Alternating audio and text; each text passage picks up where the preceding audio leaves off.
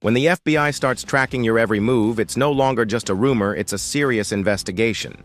Recently, a leaked internal file revealed that Meghan Markle is officially under FBI surveillance by federal order.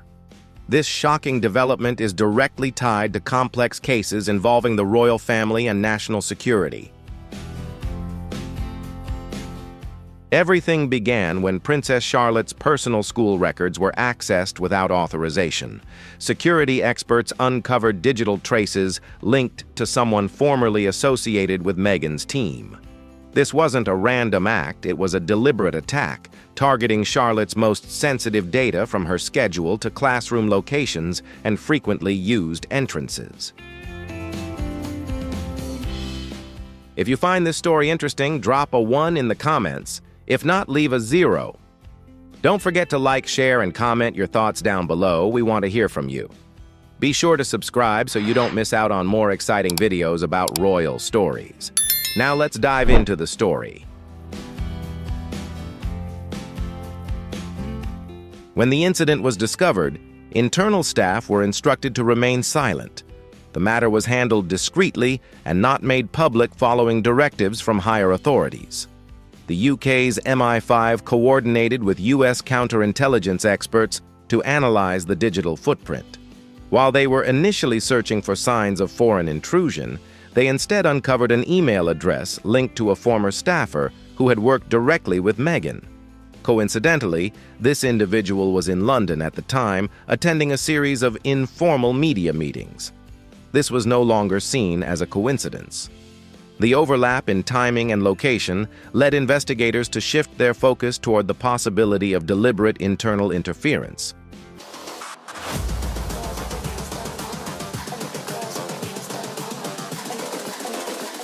The situation escalated just a day later.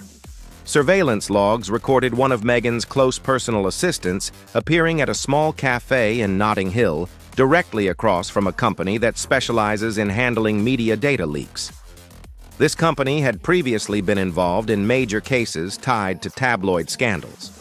Then a Twitter account named Monarch Files suddenly posted a cryptic message alluding to a breach in a school system precisely on June 23rd. The tweet caused a stir because it matched details that investigators had been keeping confidential, raising suspicions that information from inside the investigation had been leaked.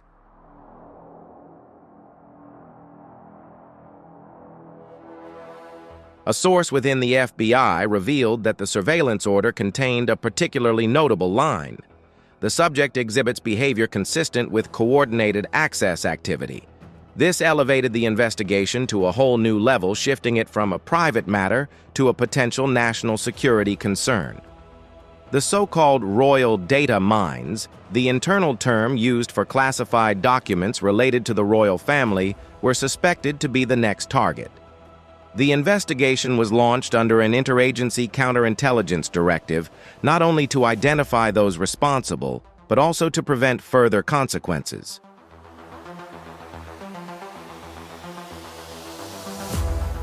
Beneath the surface of silence lies a tightening chain of events. Figures once seen as symbols of the modern royal image are now being drawn into a web of suspicion. But the lesson here isn't about determining who is right or wrong in the moment. It's about understanding that when you step into a system as vast as the royal family or the government, every action, even personal ones, can lead to collective consequences. Reputation, trust, and security cannot be safeguarded by silence alone.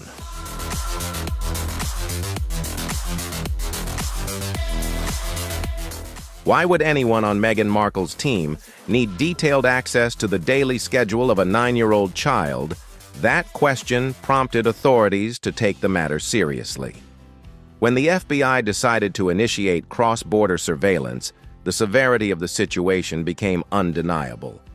From deleted tweets to vague social media statements and the media's attempts to downplay the issue, investigators spent hours analyzing, cross-referencing, and verifying every detail.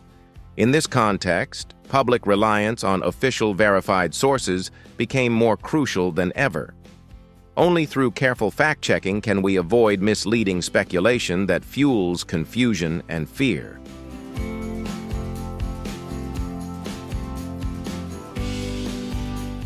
Not long after the first leak was discovered, word spread quickly within internal circles.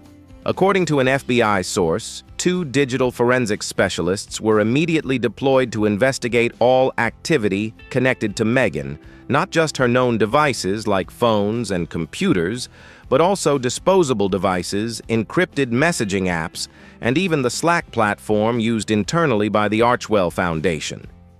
The goal was to determine whether anyone had accessed sensitive information or if these devices had been exploited as unauthorized entry points.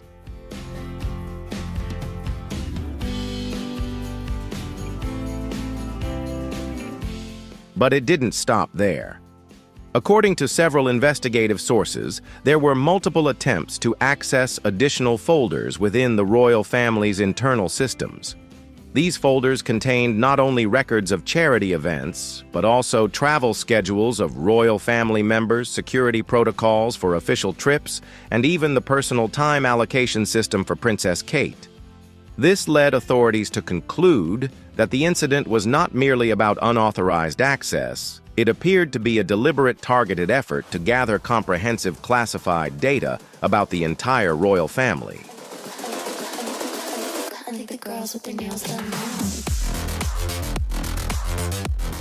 An anonymous intelligence source in the UK revealed, "This isn't simple curiosity.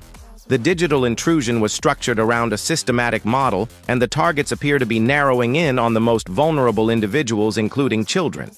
If that's true, then what lies behind this case may be an organized espionage campaign, not an isolated incident.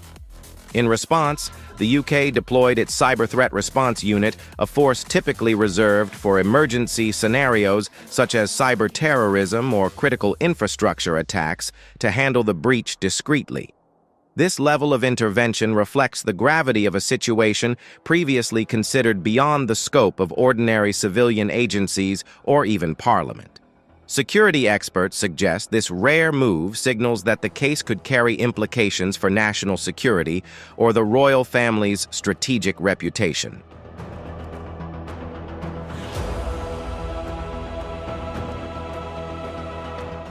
Although no public evidence has been released, the investigation indicates that information suppression, media control, and deliberate cover-ups have played a key role in crisis management. What stands out is that even as the case remains under thorough investigation, the public both inside and outside royal circles has begun asking a pressing question. Are these actions merely intended to protect Meghan personally, or are they part of a larger scheme aimed at gaining access to information about some of the most powerful figures in the world? I think the girls with their nails done now. Although Meghan's name does not appear explicitly in the public documents, the phrase "close royal associate" in the United States is mentioned over 20 times in the redacted summary. The FBI expanded surveillance to include all devices registered under the Sussex family name in Montecito, ranging from intercepting Wi-Fi signals from nearby cell towers and collecting voice data via AI to serving at least 2 subpoenas to major U.S. telecom providers. This was not merely a precautionary measure, it was a comprehensive surveillance operation.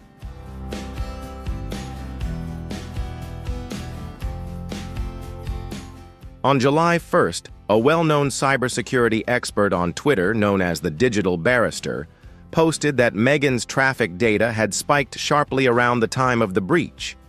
The online community and royal analysts were shaken by this, as it seemed someone was hiding something. But the real shock came when an FBI insider revealed they had collected audio recordings from around Meghan's home under legal orders targeting foreign-influenced espionage activities. This was not just a violation of privacy, but an unprecedented surveillance operation in history.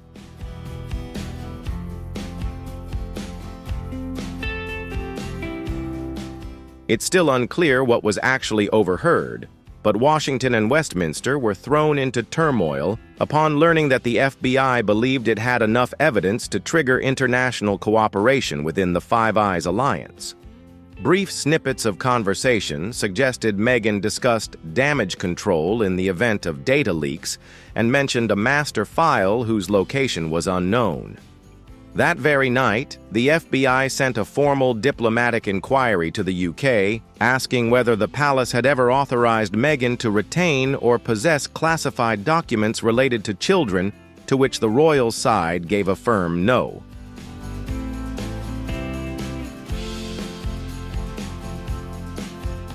On July 4th, the UK security agency released an internal report titled Risk Assessment of Sovereign Exploitation Networks, External Access.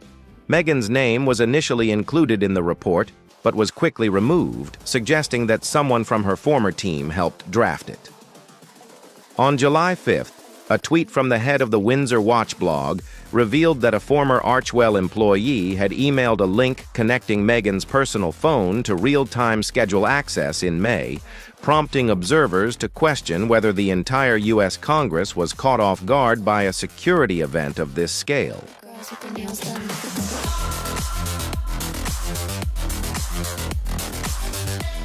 However, the investigation is not only targeting Meghan, but also anyone involved or who aided in the matter. Among them are several senior aides who have remained silent until now, along with an unnamed Hollywood repair expert believed to have hired cloud data cover-up services to avoid detection. In California, sources report that Meghan began having daily unrecorded phone calls with a former political strategist in Washington, D.C.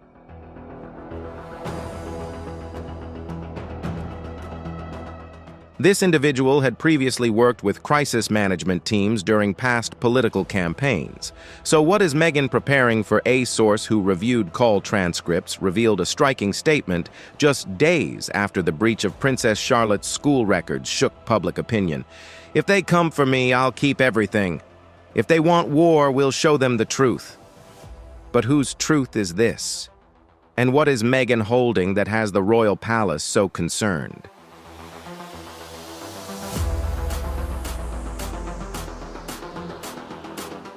By July 7th, a redacted internal memo began circulating among UK intelligence partners titled Operation Mind Vault Phase 2, Subject Sussex M. This document included metadata analysis, location information, and communication logs over a suspicious 4-week period. 3 key points stood out first. Meghan's encrypted calls spiked the night before Princess Charlotte's school records were accessed. Second, there were multiple data transmissions to an unverified IP address routed through Berlin, an address previously flagged in a diplomatic leak investigation.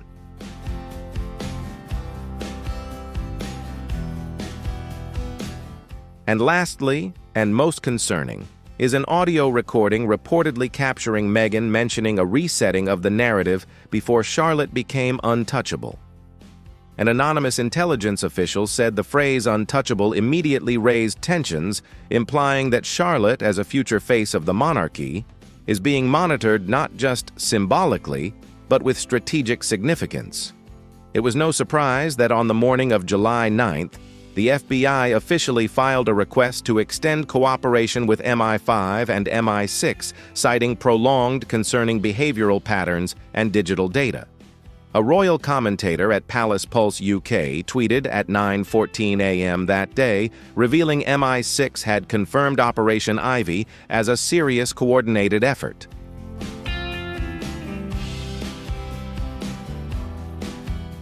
Meghan's name appears in 3 security documents under the codename Subject 1. This is no longer speculation, but a confirmed fact. The royal palace is under immense pressure not only from internal forces, but also from increasing public and parliamentary scrutiny demanding transparent answers. Yet Meghan remains completely silent. No denials, no comments from her lawyers, and no social media posts. This silence has only heightened tensions and fueled more speculation than ever before.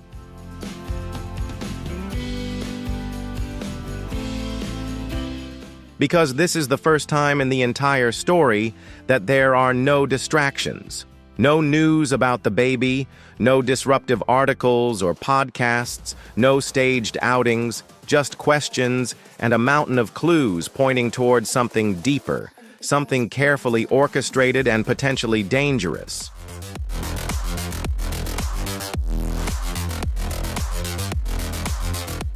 On July 10th, just as the media began circling like vultures, a new twist emerged.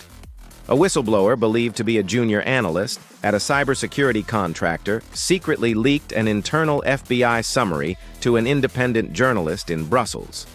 Within hours, a 17-page PDF quietly spread across encrypted Telegram channels under the title Subject M1 Timeline of Near Events and Unusual Triggers. This was not a public document, but once leaked, no one could stop it from continuing to spread.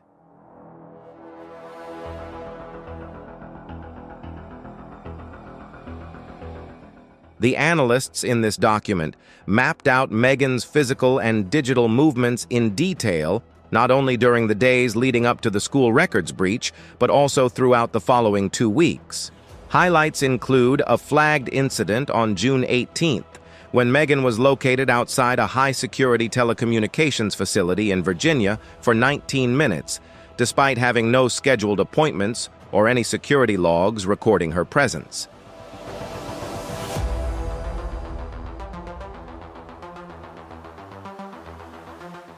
A decrypted phone log shows that just 16 hours after Princess Charlotte's records were accessed, there was a simple entry done. "I need reasonable distance." The most shocking part is an internal FBI agent's message dated July 1st, stating Subject M1 continues to use identity-concealing tactics across public and private channels. Growing concern over RA's strategy to undermine goodwill toward royal family members. If you find this story interesting and want to keep exploring, don't forget to like, share the video, and subscribe to the channel so you won't miss any of our exciting content. Now let's continue the story.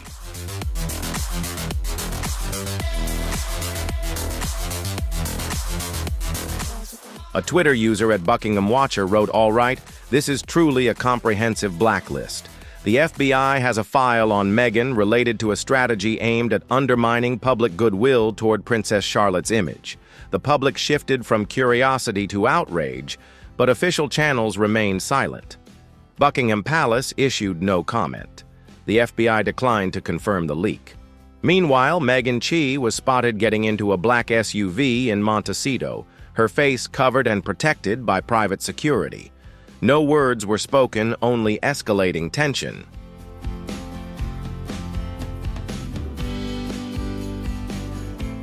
Because whatever is happening, this is no longer a simple breach.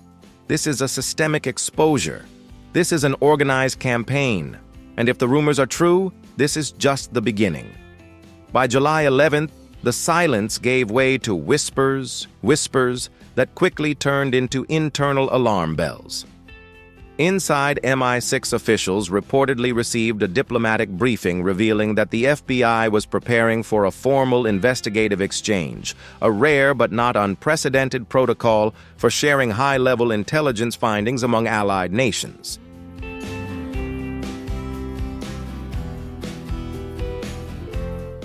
Issues related to national security or even global security always draw attention.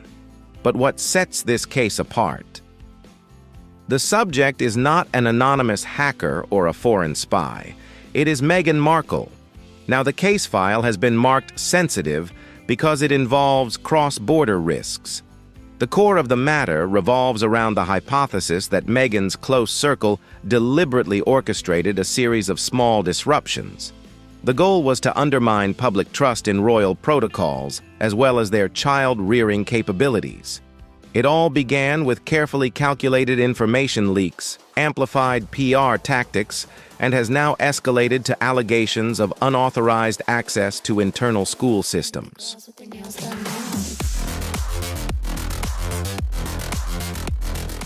A now-deleted Reddit post by a former communications advisor caused a stir with its cryptic claims.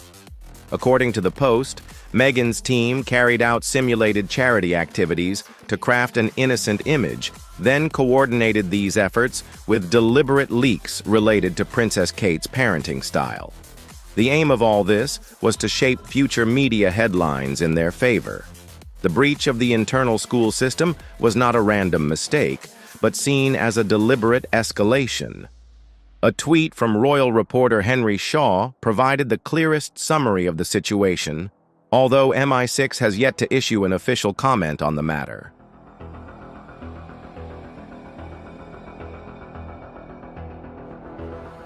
But as soon as the FBI opened an investigation file titled Cross-Jurisdictional Risk Involving a Royal Figure, the matter went beyond mere rumors or hearsay. It became a complex diplomatic nightmare with widespread repercussions. Inside the palace, the atmosphere has noticeably shifted. Princess Kate was seen entering a closed security meeting at Kensington, accompanied by 2 senior aides. Although the press was barred from access, a camera lens caught a glimpse of her tense, inscrutable expression, far from passive.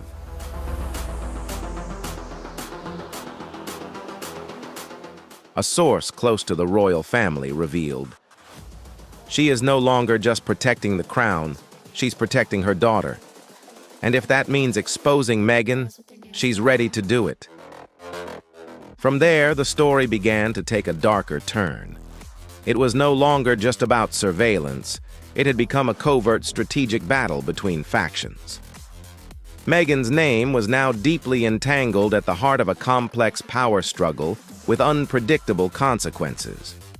Yet she still hasn't uttered a word, not to the press, not to lawyers, not even to Harry. That silence isn't a strategy, it's fear. Because once the FBI and MI6 start comparing notes, there will be nowhere left to hide.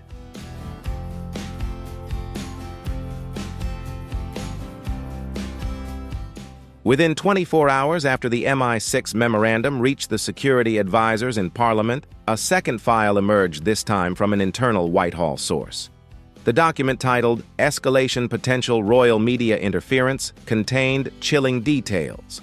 In early June, an email signature flagged as belonging to a known associate in Meghan's digital team pinged a server linked to the United Nations Foundation.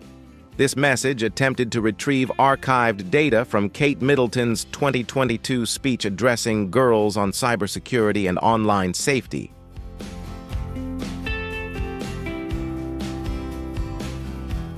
This wouldn't usually be surprising unless the recipient was not coerced.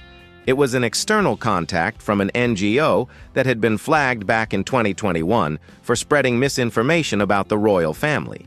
This was becoming increasingly impossible to ignore. A tweet from a Cyber Intel Watch on July 13th summarized the situation. Multiple devices connected to Meghan's network were pinging at the same time Princess Charlotte's school records were compromised. This timing was no longer a random coincidence. The FBI had begun monitoring the young princess even before the breach occurred that very day. An anonymous source is said to have contacted a former BBC reporter with a cryptic message. "You think this stops at the school records? They're just starting to connect the dots."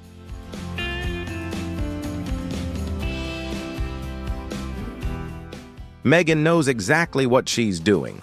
The journalist who chose not to publish the full quote and only highlighted the bolded first line emphasized that this is no longer tabloid sensationalism, but a genuine threat to diplomatic stability. Meanwhile, Harry has completely faded into obscurity. He hasn't appeared publicly, hasn't commented to the press, nor made any moves online except for one strange moment caught by paparazzi.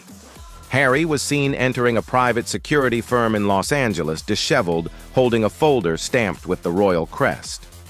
Rumors started spreading. Has he betrayed them? Is he trying to protect his children? And ultimately, will he be briefed on what Meghan has kept from him?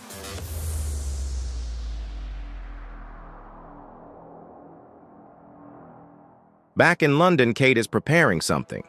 An insider revealed that she has begun compiling an official timeline, a private log of every suspicious event since 2021, every anonymous PR attack, every charitable overlap, and every headline that smelled like a setup. According to a palace source, she's not waiting to be rescued. She's building a dossier. And somewhere in a restricted database, Meghan Markle's name is now linked to one of the most unprecedented cross-border digital surveillance operations involving a royal figure spanning decades.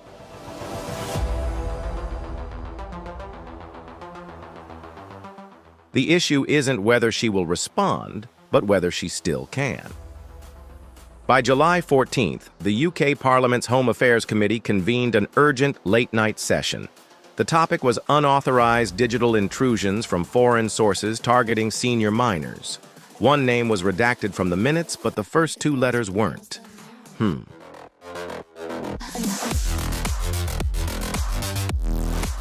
That same night, an encrypted chat log between two parliamentary aides was leaked online. The news remains unconfirmed but was widely shared on X before being deleted within hours.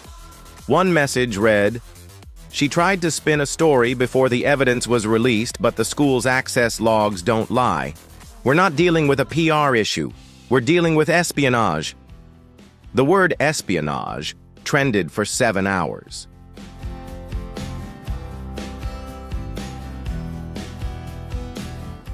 And at the center of it all, Meghan Markle tweeted from an account based in Windsor on July 14th. "I can now confirm that Meghan was under passive surveillance for 22 consecutive days leading up to the breach. She is not the subject of an investigation, she is the target." And if that wasn't enough, the press has obtained what appears to be an initial FBI field note dated June 26th. The document, stamped with a joint UK-US cooperation seal, lists Meghan Markle as a person of interest related to digital intrusions affecting members of the royal family.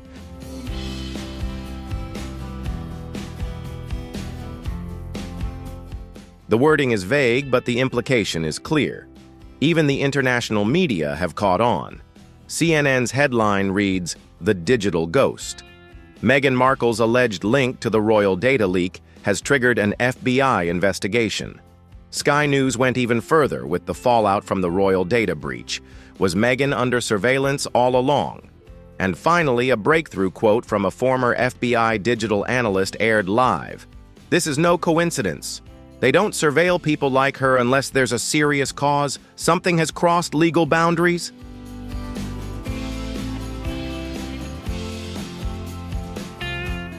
Inside the palace, Kate is said to be deeply distressed but remains focused. She reportedly told her closest aide, "I never wanted this to become a war, but protecting Charlotte isn't about politics, it's something primal." Meanwhile, Harry was seen flying alone to a location near Zurich on a private jet, not one chartered by Meghan but owned by an old royal ally. No staff, no press, no comment. Just silence. And that silence is the loudest sound yet.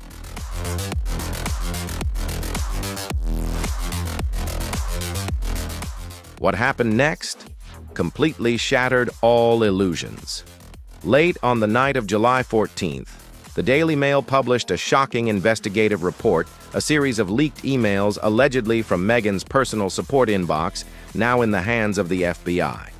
The forensic analysis contained a chilling subject line that was confirmed, awaiting second login access, accompanied by a forwarded message from a spoofed email address. The message read, "Access path to Charlotte's school archive has been approved. Time sensitive.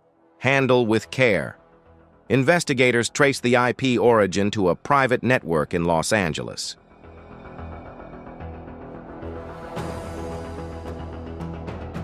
That location matched a rental property previously known to be linked to one of Meghan's secure accounts, which she used during her Spotify contract period. The FBI confirmed the authenticity of the email header's metadata. They did not say Meghan sent the message, but neither did they deny that she was aware of it. At exactly 6:12 a.m. GMT on July 15th, an old post from the user Truth in Palace went viral. These emails are not fake. The assistant has turned against her. Meghan's silence is not strategy, it's survival.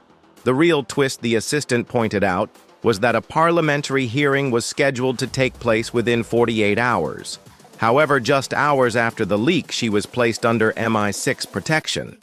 A senior parliamentary aide confirmed this to Reuters.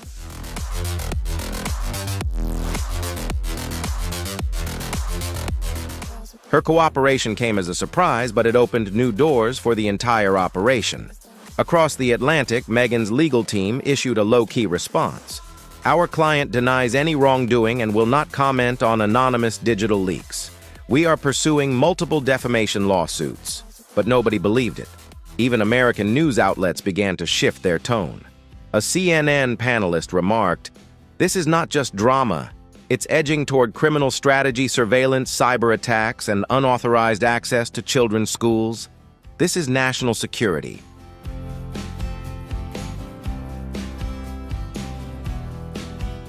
Behind closed doors, senior members of the royal family are now holding secret meetings with British intelligence officials. This is an unprecedented move since the Dion scandal. All security measures around Princess Charlotte have been doubled, and Meghan is no longer just a thorn in the royal family's side. She is being monitored with far greater seriousness. As the leaked FBI file information subsides, the story takes a final chilling turn. A new internal memo dated July 13th is said to have been circulating within British intelligence circles.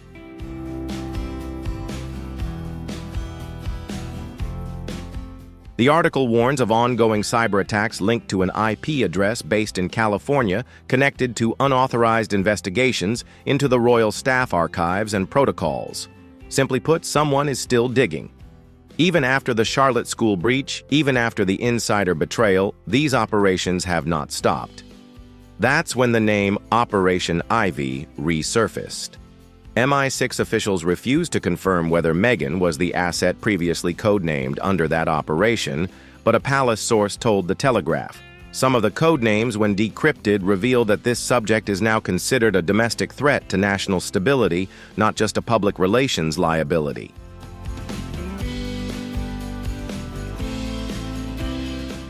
In an unexpected move, Prince William secretly requested an emergency meeting with the Prime Minister.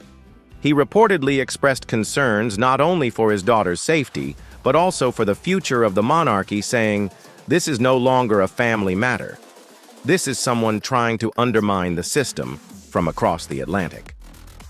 Meghan was spotted leaving a secret exit near her Montecito estate, shielded by umbrellas and accompanied by unfamiliar security personnel. TMZ ran an exclusive headline that evening: "Meghan's new security team has ties to contractor XNSA. What is she planning?" Meanwhile, Kate Middleton proceeded with her scheduled speech at the United Nations via video.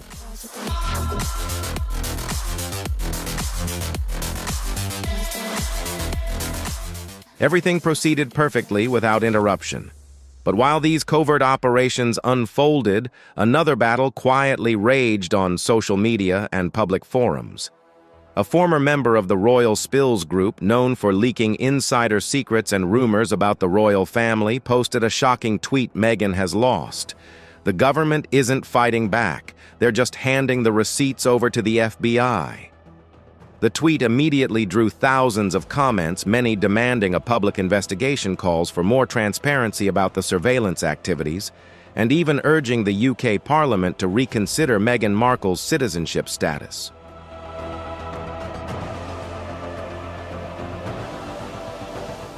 This shows that the story is no longer just simple rumors or internal palace disputes. It has escalated to an entirely new level involving national security, international law, and espionage activities. What was once considered unimaginable is now becoming reality, like a betrayal from within threatening the stability of the monarchy.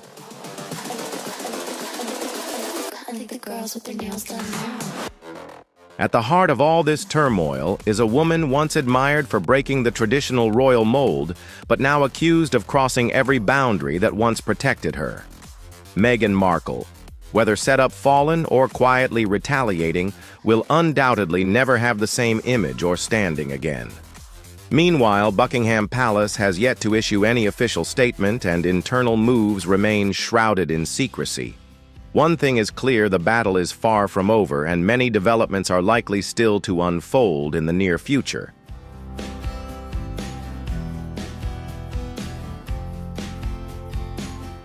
If you found this story intriguing and want to stay updated on what happens next, don't forget to like the video to support me. If you want more people to uncover the mysteries behind this case, please share this video with your friends and on social media. And don't forget to subscribe to the channel so you won't miss any of the latest updates on hot royal stories and national security secrets. Thanks so much for watching, and I'll see you in the next videos. Breaking Meghan and Harry under fire amidst explosive financial scandal. What began as a tale of royal defiance and fresh independence has spiraled into shocking allegations involving massive financial misconduct. Are Meghan and Harry on the brink of arrest? In this video, we uncover the latest jaw-dropping updates, delving into suspicious transactions, questionable deals, and hidden money trails. Stay tuned as we unravel every detail of this breaking story. What's your take on Meghan and Harry's financial drama? Think an investigation is coming? Drop a 1 in the comments, if not leave a 0. Enjoy the video and don't forget to subscribe to support the channel.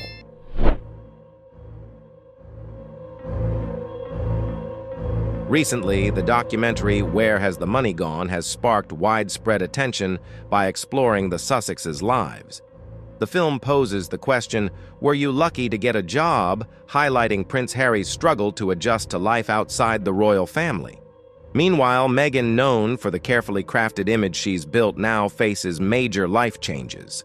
Just a few years after announcing their decision to step back from royal duties for a more ordinary life, they're now living in a multi-million-dollar mansion complete with lavish amenities and top-tier security.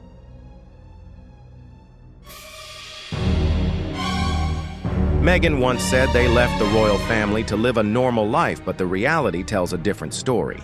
They now live in a $14.6 million Montecito estate, secured by electronic gates, armed guards, and round-the-clock protection. Their lifestyle mirrors that of Hollywood royalty, Meghan in pricey evening gowns and driving an armored Range Rover, while Harry earns millions from paid speaking gigs. This reality sharply contrasts the public image they crafted, struggling, resource-limited individuals relying on friends.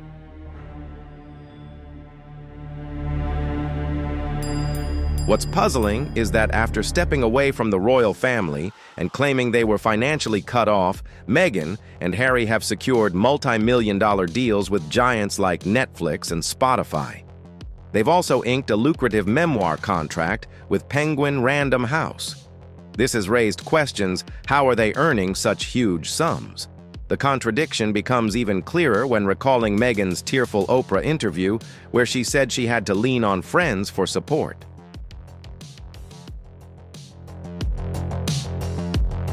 A controversial aspect of Netflix's documentary is how it uses Princess Diana's personal memories and image not to honor her, but as a business strategy to attract viewers and investors. Many are questioning whether this is exploiting Diana's pain and legacy for profit. Rather than a healing tribute, it appears more like monetizing grief, a calculated move within their PR playbook.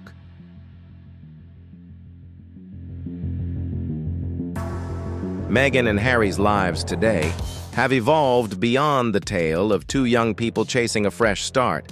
Instead, they showcase how every aspect, from personal emotions to family stories, can be turned into financial capital. This prompts a crucial question: is their path truly one of self-discovery, or simply a savvy business strategy that leverages emotions and family legacy for profit?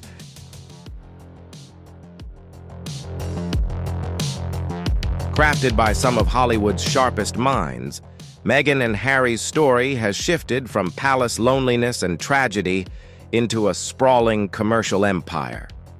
From the emotional moments in their groundbreaking Oprah interview to the showcase of their lavish Montecito mansion lifestyle, every element has been used to build their brand. They've transformed personal hardship into assets, spanning memoirs, podcasts, and even a luxury jam line called American Riviera Orchard.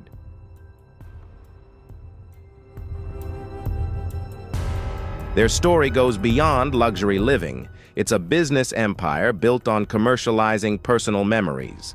Despite Meghan and Harry's claims of having no home or resources after leaving the British royal family just a few years later, they own a multi-million-dollar mansion equipped with modern amenities and high-end security. This sparks a major question: how did they generate such an enormous fortune?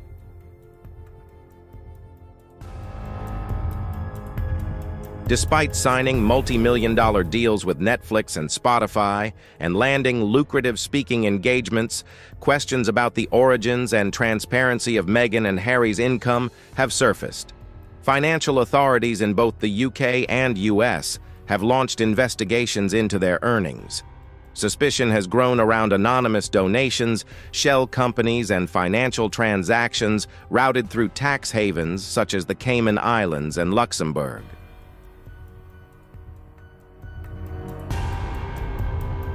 Financial experts suspect Meghan and Harry may be using strategies to convert commercial income into charitable donations to reduce tax liabilities or legitimize funds more easily. While such tactics are common among the ultra-wealthy, it raises serious concerns when applied by a couple who publicly advocate for transparency and fairness, making this a matter that demands careful investigation.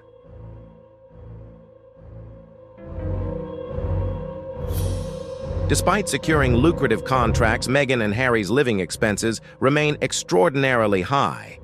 Annual security costs alone are estimated between $2 to $3 million on top of upkeep for their Montecito estate private jet travel and a full-time staff.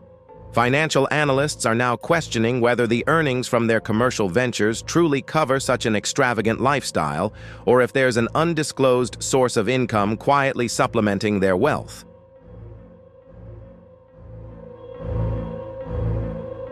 Amid unclear income sources and inconsistencies in their financial disclosures, the pressing question remains, where exactly does Meghan and Harry's money come from and where is it going? This issue goes beyond finances. It touches on transparency and ethics. Despite their public stance advocating for fairness and openness, the methods behind their earnings and expenditures have sparked serious concerns about the legality and morality of their financial practices.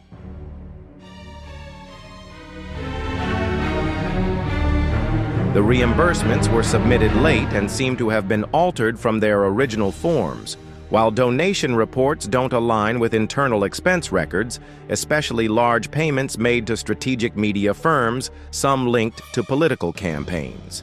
These discrepancies have raised red flags among auditors who now suspect a complex money laundering scheme concealed behind the guise of charity work and media production. This situation highlights the serious transparency issues surrounding Archewell, their charitable foundation.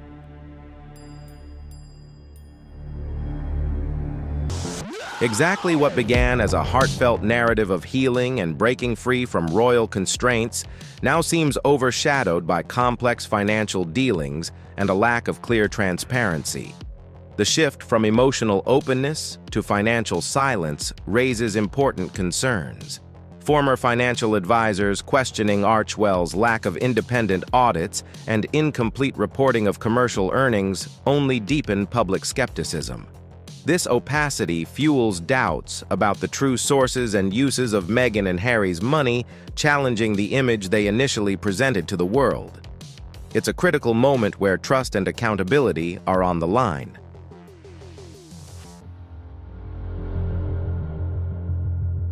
Harry and Meghan have built their public image around stories of personal pain, trauma, and victimhood, framing themselves as victims of the monarchy, racism, and rigid traditions. While this narrative has connected deeply with many, the constant use of their struggles in media, deals, speeches, and branding raises questions about whether they are authentically sharing their journey or strategically commodifying their pain for financial gain. This blending of personal trauma with business interests creates a complicated dynamic where it's difficult to separate genuine healing from a carefully crafted brand fueling public skepticism about their true intentions.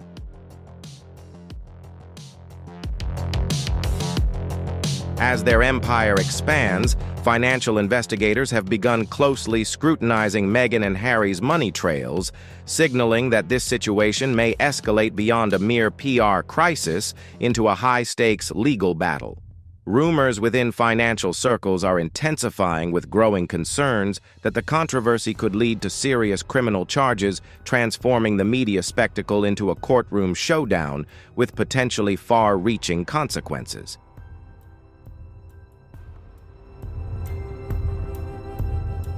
With a tax discrepancy exceeding $250,000, Harry and Meghan face serious legal jeopardy. If investigations prove they intentionally used shell companies to launder illegal income, the case could be escalated to the U.S. Department of Justice, potentially resulting in federal criminal charges carrying sentences of up to 20 years in prison. Unlike in the UK, where public sympathy might sway outcomes, the U.S. legal system treats reputation as irrelevant in criminal matters. With solid evidence of tax fraud, they could be arrested without leaving the country, and subpoenas might be issued within days, signaling a swift and severe legal response.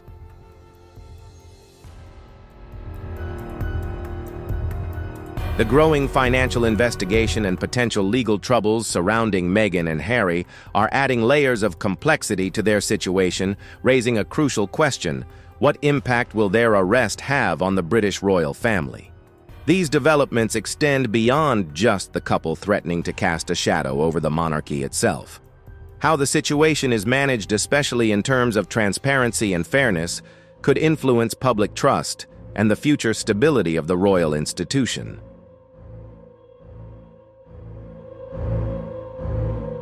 Meghan and Harry's journey has evolved from deeply personal stories of pain and resilience to building a lucrative brand and business empire.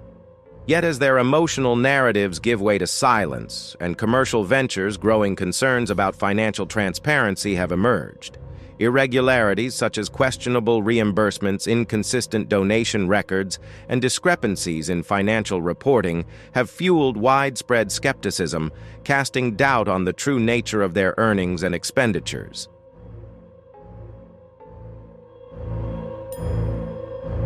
The media has shifted from sympathy to satire, with shows like South Park and comedians like Chris Rock mocking Meghan and Harry, turning their once poignant stories of victimhood into mere branding fodder.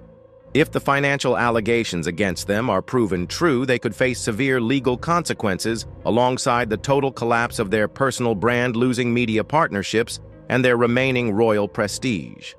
Their reputation risks becoming a global cautionary tale, potentially erasing their careers and legacy altogether.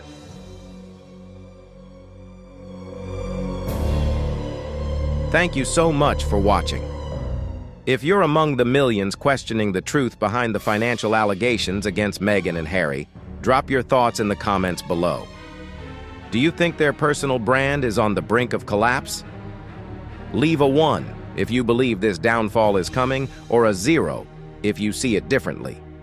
Don't forget to hit like, share the video, and subscribe to the channel so you won't miss our upcoming deep dive analyses.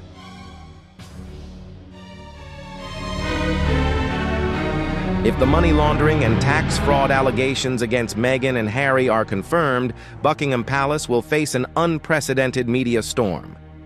This scandal wouldn't just damage the reputation of a former royal couple, but could also deeply shake the very foundation of the British monarchy. The involvement of a former heir to the throne in such serious financial misconduct would be a major blow to the royal family's dignity, especially at a time when the monarchy is working hard to modernize and regain public trust.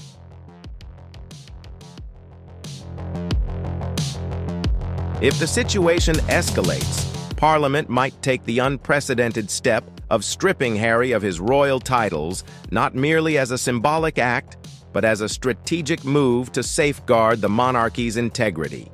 This possibility grows stronger if an international criminal case unfolds, threatening to taint the entire royal family's reputation.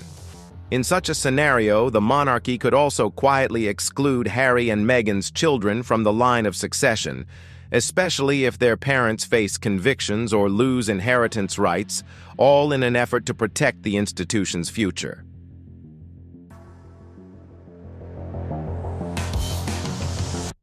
The rift between Harry and the royal family, once appearing to heal, has now widened into a deep chasm that jeopardizes both the family's reputation and the monarchy's stability. Without decisive and transparent action, the public's perception risks shifting from respect for nobility to suspicion of complicity. The fragile trust the British monarchy holds could collapse like a house of cards, leaving the institution vulnerable to lasting damage if it fails to respond firmly and transparently.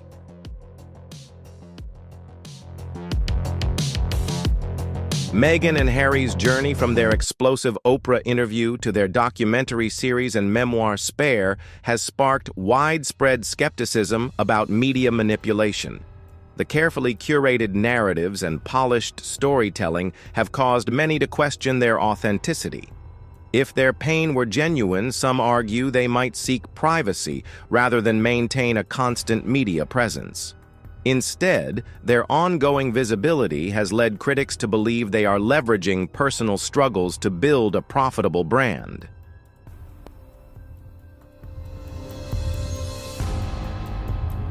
Ultimately, the public's sympathy has limits. Repeated heartbreaking stories risk losing their impact, and audiences are starting to turn away. Meghan and Harry now face a greater danger than ever before when people feel deceived. Empathy fades, and with it the support that once surrounded them.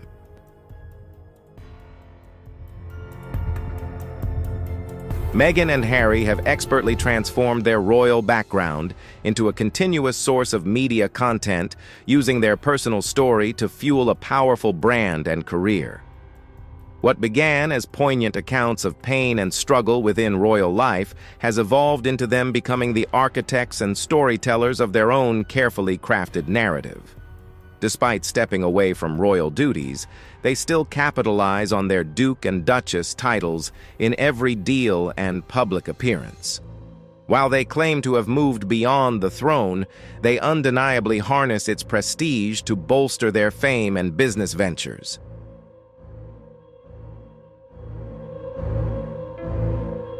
Meghan and Harry have crafted a powerful brand centered around healing and overcoming pain. But the truth is, when pain becomes a business model, it can never truly be left behind. Over time, the repeated telling of these emotional stories starts to lose their impact as the public begins to see the media manipulation behind them. What once seemed like a fight for justice now feels more like a strategy to gain attention, generate income, and remain relevant in the media.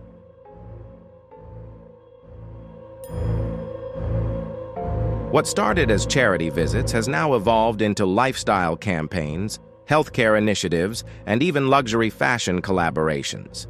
These endeavors stand in stark contrast to the image of individuals who once claimed to shun the spotlight. Their brand isn't built on core values but on their ability to generate attention. As the spotlight intensifies, so does their income. However, the absence of financial transparency and the way they've constructed their brand have sparked questions from both the public and financial investigators.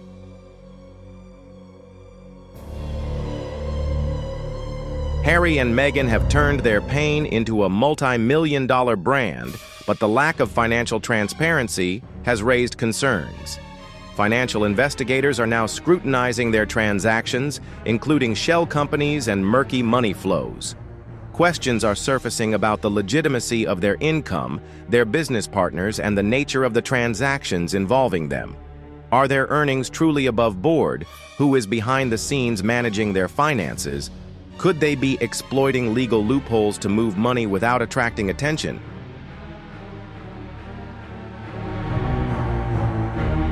One of the biggest contradictions in Meghan and Harry's narrative is their claim of being financially cut off, all while enjoying the lavish lifestyle of Hollywood royalty.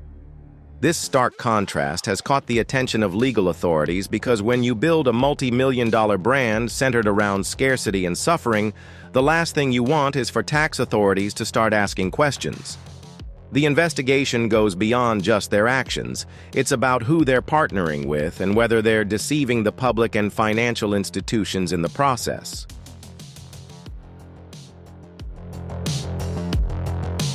Meghan and Harry may have created a powerful brand around their personal story, but the lack of transparency in their finances, relationships, and business strategies could lead to an uncertain future.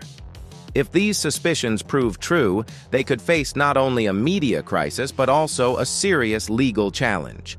Their brand isn't just built on the narrative of pain. It's also a system being constructed and managed through questionable financial strategies.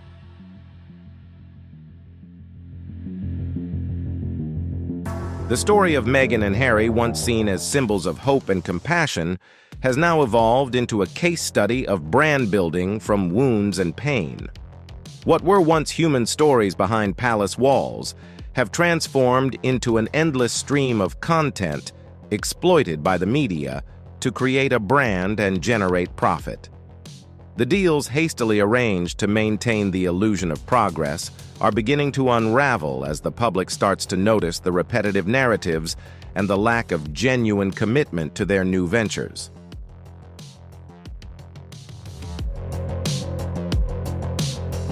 The image of Harry, once the beloved prince admired around the world, has undergone a dramatic transformation. We all remember when he was the brave soldier in the Afghan desert, the grieving son mourning the loss of his mother, Princess Diana. However, that image has now been shattered. Harry is no longer the courageous soldier or the sympathetic son that the public once adored. Instead, he's slowly losing himself in the pursuit of fame, becoming a public figure who capitalizes on his pain, turning his personal struggles into a commodity content to have his wounds sold as content.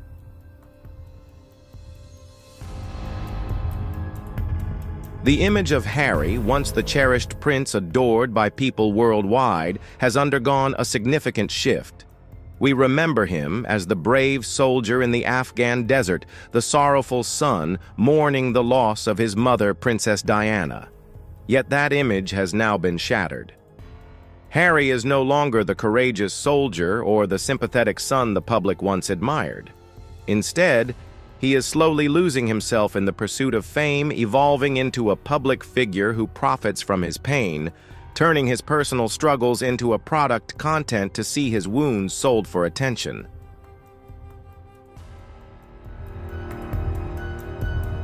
The tears for Princess Diana. The pain that was once shared so publicly have now morphed into a strategy to attract investors. The public once mourned alongside Harry, but now they are starting to question, is that sorrow truly genuine or just another part of a commercialization plan? These questions not only raise ethical concerns, but also legal ones. When pain is turned into a product to be sold, doubts arise about the true intentions behind their ventures, from memoirs to media programs. The issue is no longer simply, are they breaking the law, but are they deliberately manipulating the public for financial gain?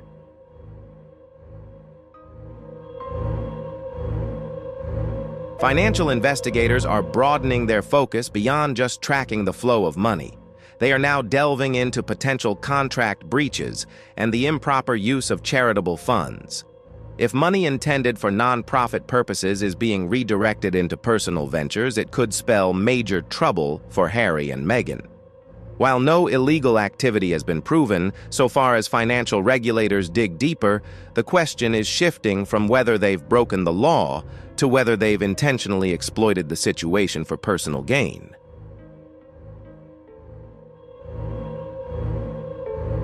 The story of Harry and Meghan has evolved beyond a simple family feud or media war. It has transformed into a critical matter of financial transparency and accountability. As the money trails grow murky and financial decisions raise concerns about tax evasion and avoidance, public trust will inevitably begin to wane. If Harry and Meghan fail to demonstrate transparency and integrity in their financial dealings, their credibility will erode and trust in them may not endure for much longer.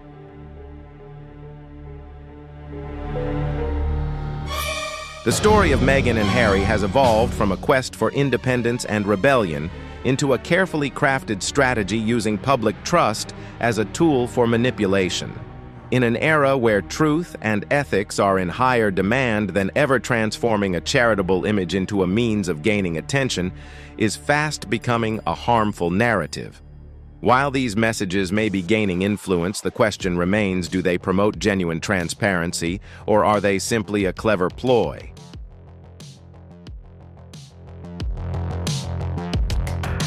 Public opinion about Meghan and Harry is becoming more polarized.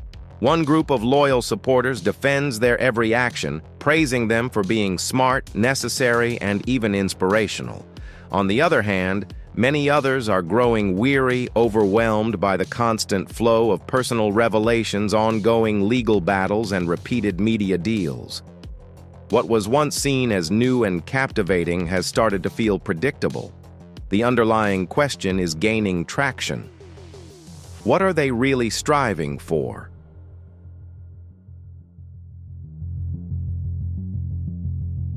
Are Meghan and Harry genuinely working to establish a lasting legacy beyond the monarchy, or are they merely grasping for public attention at any price? Are they truly seeking new sources of power, or are they simply trying to weather a financial storm beyond their control? As the rumors swirl, there's increasing talk that their legal team is bracing for every possibility, from tax audits and public record investigations to subpoenas, and potentially even court testimony if things escalate further.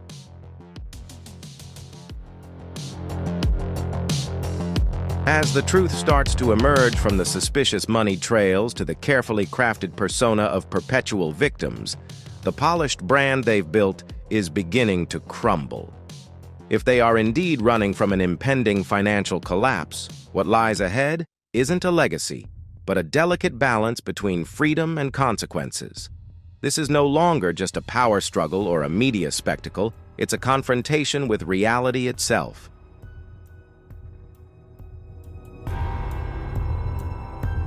Thank you for sticking with us until the end. If, like millions of others, you're wondering whether this is all just a power play, a media strategy, or if the truth will finally be revealed, make sure to subscribe to our channel, hit the notification bell, and stay tuned for our upcoming analyses. Because beneath those bright smiles on magazine covers, a storm may be on the horizon. Welcome back to the channel. Shocking news has just broken out in the UK. Parliament has just passed an emergency bill aimed directly at Meghan Markle after she was accused of illegally using the titles of Prince and Princess for Archie and Lilibet. This is considered an unprecedented challenge to royal law, and now Meghan is not only facing public outrage, but also the risk of being summoned to court. Let's take a closer look at this dramatic confrontation right now. Do you think Meghan Markle is being treated too harshly and unfairly? If so, please comment 1. If you think the Parliament's actions are reasonable, please comment 0 to let me know. And now enjoy the video, and don't forget to leave a subscribe to support the channel.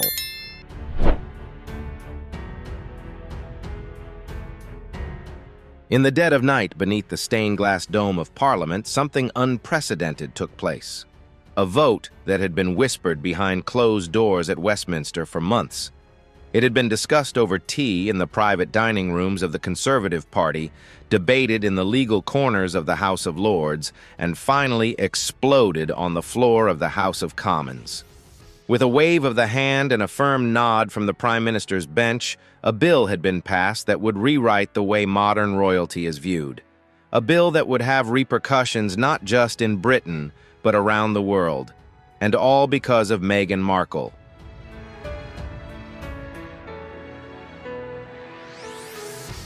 Yes, it was Meghan who walked down the aisle to join the House of Windsor.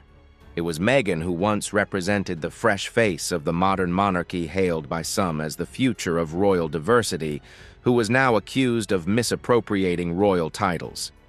Titles not for herself, but for her children. The misappropriation was not just in private family circles, but was also allegedly present on public platforms, legal documents, business ventures, and branding efforts far beyond the United Kingdom. The outrage was not just about what she did.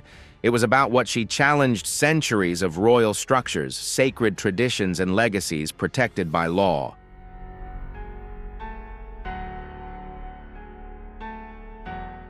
What triggered the crisis was not a single event, but a pot of water that boiled over.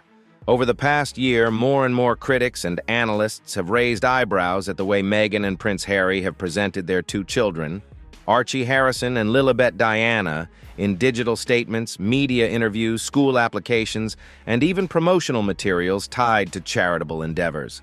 The titles Prince Archie and Princess Lilibet began to appear. Initially, many assumed it was an innocent oversight, a hopeful parental ambition, or perhaps a misunderstanding. This is because the rules around royal styles and titles are often fluid and easily misinterpreted, especially for children born outside the direct line of succession.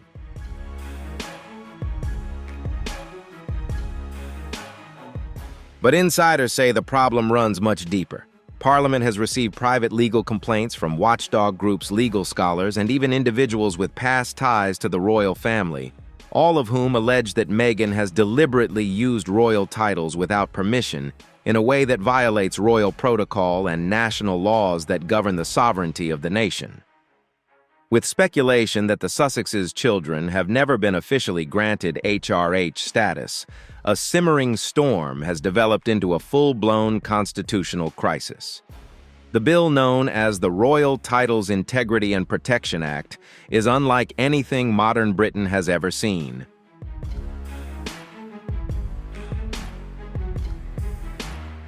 The new bill, which has just been passed by the British Parliament, has caused a stir by officially putting Meghan Markle under legal control. According to the text, Meghan has exactly 14 days to remove all unauthorized uses of her royal title from public documents, her personal website, her business papers, and even the school records of her two children, Archie and Lilibet. If she fails to comply, she will face a summons from a UK court. The listed charges include impersonating a member of the royal family, title fraud, and a serious breach of the Royal Titles and Styles Act 1953, a law that has never been used in a court case before.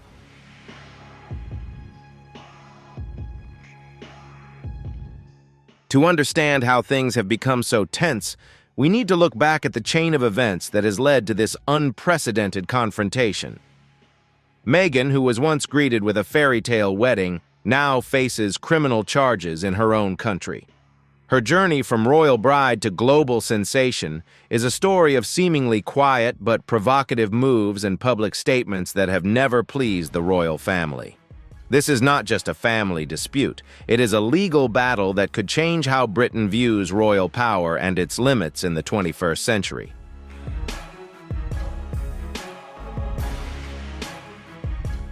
The story of Meghan and Harry's departure from royal duties has been well documented, but the story of what happened next, the quiet battle over identity titles and legitimacy, is still unfolding. Why do titles matter so much? To most people, especially outside the UK, they may seem purely ceremonial, an outdated relic, a crown and a name. But in the UK and the wider Commonwealth, titles are more than tradition. They are titles established by law conveying constitutional authority, royal inheritance, and access to the mechanisms of the monarchy.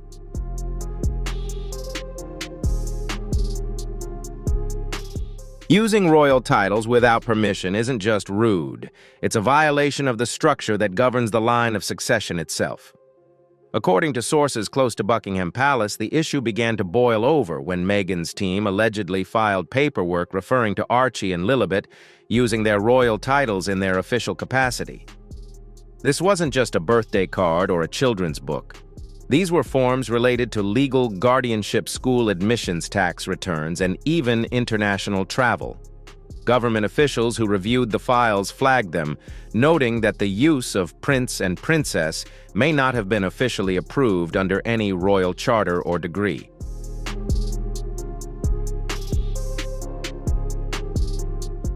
But what really escalated the situation was the digital footprint. Meghan and Harry's Archewell Foundation website, according to many legal observers, contained sections where the children were listed by their titles without any disclaimers or context. Press releases and public statements were seen as leaning on the royal brand while distancing themselves from the Crown's responsibilities. Critics called it hypocrisy. Parliament called it fraud. The implications were staggering. If Meghan were found guilty of using these titles without official approval from the Crown, her actions could fall under laws typically used to prosecute individuals who impersonate law enforcement officers or counterfeit military medals.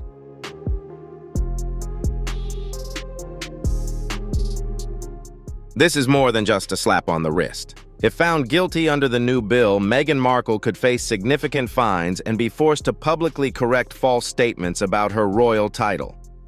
In the most serious scenario, she could even be banned from entering the UK based on national security protocols.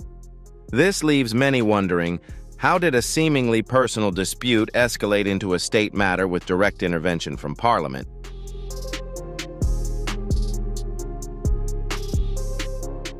What do you think about Meghan Markle's decision to give Archie and Lilibet titles without permission, causing the British Parliament to be angry and pass a bill against the Sussexes? If you support the decision of the Parliament, comment number 2, and if you side with Meghan and Harry, comment number 5. Enjoy the video, leave a sub to support the channel, and turn on the notification bell so you don't miss the hottest developments about the British royal family.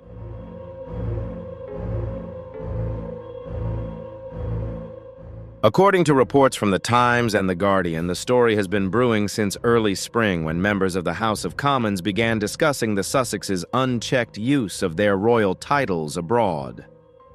Pressure has come from conservative groups, legal scholars, and traditionalists concerned about the dangerous precedent that commercialization of royal titles would set. Conservative MPs, along with a significant portion of the Labour Party, have pushed through the bill called the Protection and Integrity of the Royal Titles Act, which passed its first reading with remarkable speed and bipartisan support. Even skeptics were surprised by the determination and speed with which Parliament moved.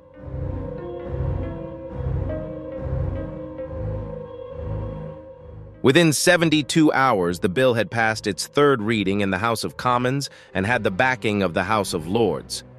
Chancellor Rishi Sunak signed it into law without delay, making it clear that this was not just a royal matter, but also a matter of national identity and legal sovereignty. Behind the scenes, however, the palace is said to be divided. Sources say King Charles is torn between protecting the reputation of the monarchy and shielding his son's family from public humiliation. Camilla is said to be deeply concerned about what this means for the royal family's image, especially after years of trying to restore her public image.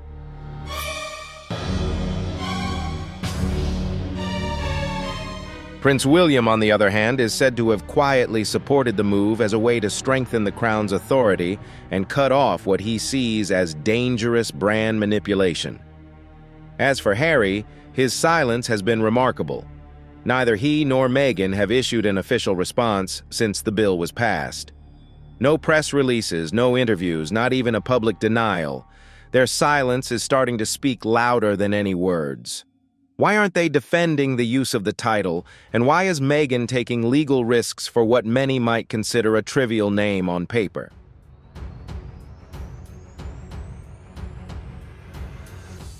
The answer may lie in the lucrative branding power that comes with being a royal, especially in Hollywood. Titles open doors, help land interviews, and bring prestige, admiration, and even sponsorship.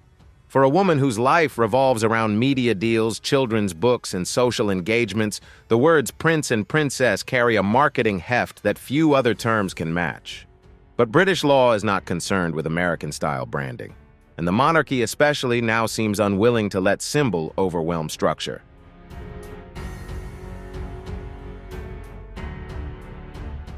At a time when the monarchy is under intense scrutiny, from rumors about King Charles's health to growing Republican movements allowing the unauthorized use of the title could disrupt more than just its public image. It could set a legal precedent that could cause chaos for a centuries-old institution. This video takes you behind the scenes of that chaos. We'll take you through the events that sparked the fury of Parliament, the closed-door conversations between lawmakers and palace insiders, and the legal consequences Meghan now faces.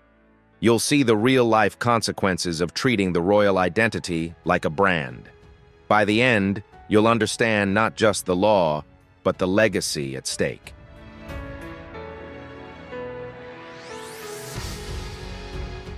The first real crack didn't come from a dramatic court filing or an eloquent speech in Parliament. It came quietly via a seemingly innocuous social media update posted on the Archewell Foundation's website. Tucked into a message celebrating Lilibet Diana's birthday, a line caught the attention of keen observers. We are delighted to celebrate Princess Lilibet's special day with community donations made in her honor.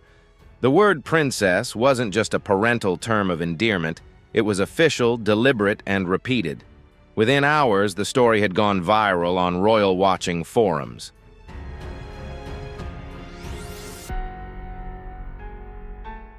Was it an honest mistake, a deliberate PR stunt, or a more calculated move? For many in Britain's ruling circles, this was more than just a branding strategy. It was a red line that Meghan Markle had finally crossed. The phrase title fraud began to appear frequently in the media and on social media. Retired civil servants, constitutional scholars, and royal law experts began to comment publicly. At the same time, many former royal aides whispered to the press that Meghan's use of royal titles for her children had been a simmering concern at Buckingham Palace for more than a year.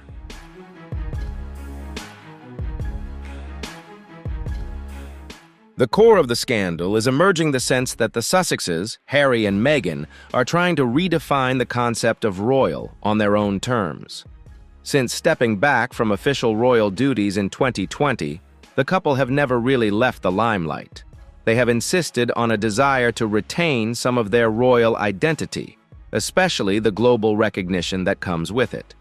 Although Queen Elizabeth II has allowed them to keep the titles of Duke and Duchess of Sussex, their use of the HRH, His, Her, Royal Highness titles has been quietly suspended, and the pair have been told they will no longer be official representatives of the crown.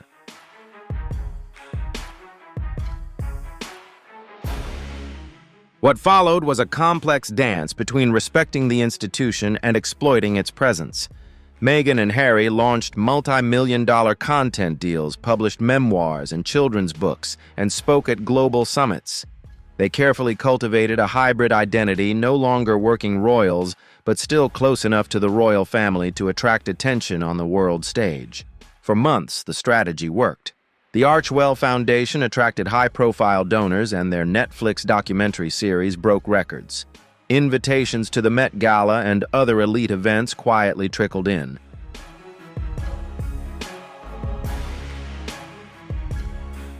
However, mentions of the titles have since begun to appear more assertively, particularly in digital and legal documents associated with their children. Critics have pointed to charity documents, press releases, and travel documents allegedly filed with both the British and U.S. governments that include the titles Prince Archie and Princess Lilibet. Neither title has ever been officially confirmed by Buckingham Palace through a public statement or new diploma, which is the usual way for titles to be officially bestowed on royal offspring. Yet, on American soil, the Sussexes are being introduced to the world not simply as members of a famous family, but as full-fledged royals.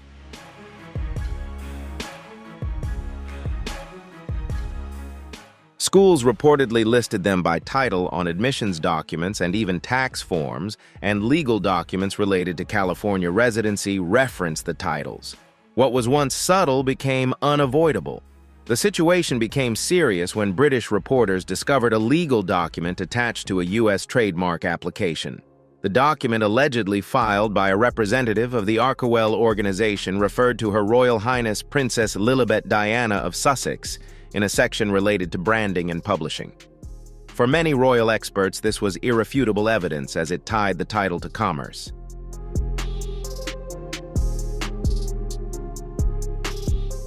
The monarchy, a centuries-old institution defined by tradition, is now being dragged into the realm of market capitalization. Within 48 hours of the leak, a firestorm had erupted in the British Parliament. Some lawmakers who had long criticized the Sussexes' independence from traditional royal duties seized the moment. MPs on both sides of the political aisle began drafting formal complaints to the Prime Minister's office. Legal experts were called in to assess the viability of a law to curb the unauthorized use of royal titles. And in private whispers, rumors began to spread that King Charles himself was deeply uncomfortable with the use of titles he had not formally bestowed.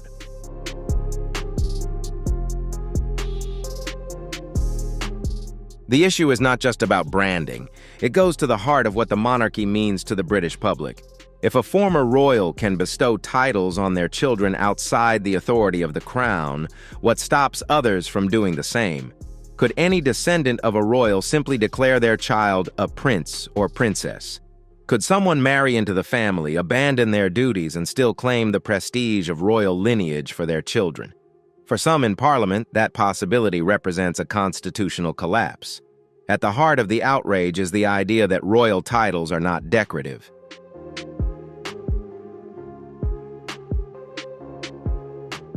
They are legal representations and symbols of national identity, defining lineage and tying individuals to the very fabric of British governance. Unauthorized use threatens not only the perception of the monarchy, but also the functional integrity of the succession. With King Charles's reign still relatively new and public sentiment towards the crown shifting following the death of Queen Elizabeth, there has been growing pressure on Parliament to assert legal control. The push for action has escalated after a number of legal figures, including a retired High Court judge and a former Solicitor General, published editorials. They argued that unapproved use of the title could constitute a breach of the Royal Titles and Styles Act.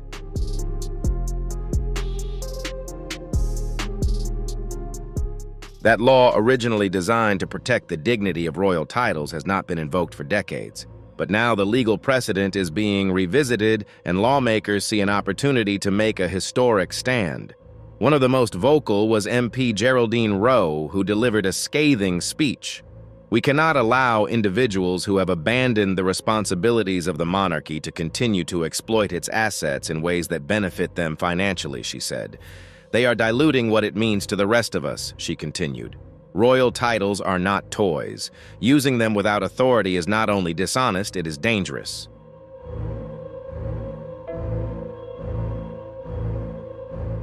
What followed was a wave of bipartisan support. MPs from across the political spectrum issued official statements calling for immediate action. Public petitions began circulating online, some gathering more than 100,000 signatures in a matter of days, calling for a legal framework to limit the indiscriminate use of the title. The media began calling it the Markle Clause, a tongue-in-cheek reference to the proposed new law. And behind the scenes, the palace remained silent, but not idle. Insiders reported a series of exchanges between royal advisors and the Prime Minister's legal team.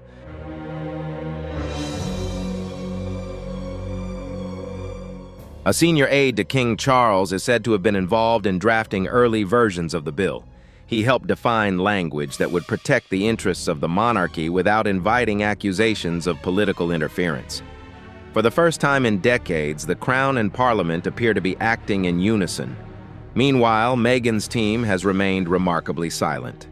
There have been no rebuttals, no interviews, no legal filings challenging the allegations. This lack of response has only added to the public perception that something serious is going on behind the scenes.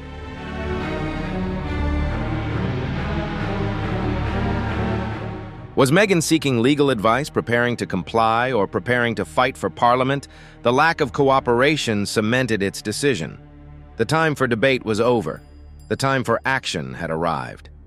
And so, late on a Monday evening, the Royal Titles, Integrity and Protection Act was introduced to the floor of the House of Commons. Within days, it had passed through its early stages, and by the end of the week, it was on the brink of becoming law. The tipping point had arrived.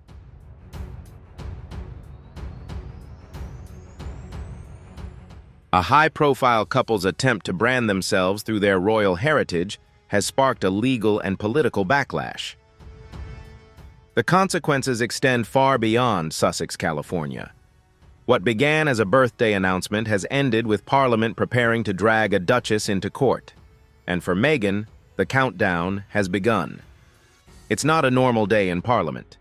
The session has been extended by 3 hours to accommodate what officials have called an emergency debate.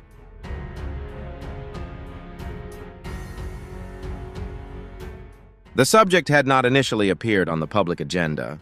The sudden inclusion of the Royal Title Protection and Integrity Bill sent shockwaves through the media and political establishment. Journalists, accustomed to predictable discussions of tax policy and infrastructure spending, were scrambling to cover it. It was perhaps the most explosive piece of royal-related legislation since the abdication crisis of 1936. The Speaker of the House of Commons entered with a frown on his face, his gavel coming down harder than usual. He called for order as murmurs spread through the chamber.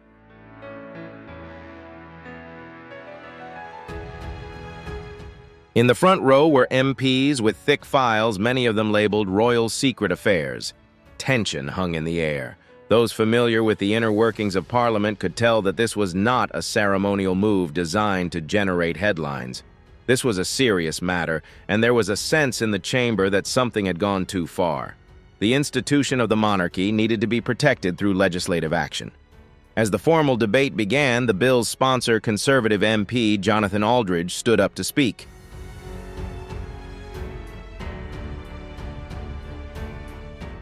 A staunch monarchist and former legal advisor to the Home Office, Aldridge's words were carefully chosen but filled with anger. "We are gathered here today not to strip anyone of their dignity, but to preserve the dignity of an institution that defines us as a nation," he said. "The unauthorized use of royal titles, particularly by individuals who have formally retired from service to the crown, cannot go unchecked. This is not about family disputes. This is about the integrity of the nation." A murmur of approval followed.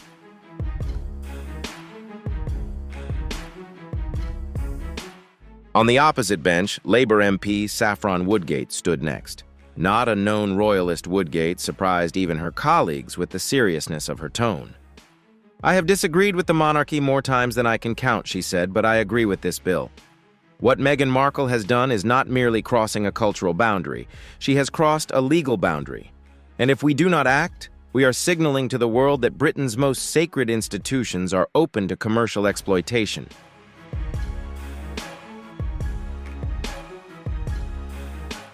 The chamber erupted in cheers and applause, briefly interrupting the debate as the chair banged the gavel and called for silence. Outside in the media rooms, broadcasters scrambled to change the night's coverage. BBC analysts whispered into earpieces while Sky News tweaked graphics mid-air. What started as speculation turned into a historic moment. Opposition to the bill was surprisingly thin. A few MPs expressed concern about targeting a former royal who was now a public figure abroad.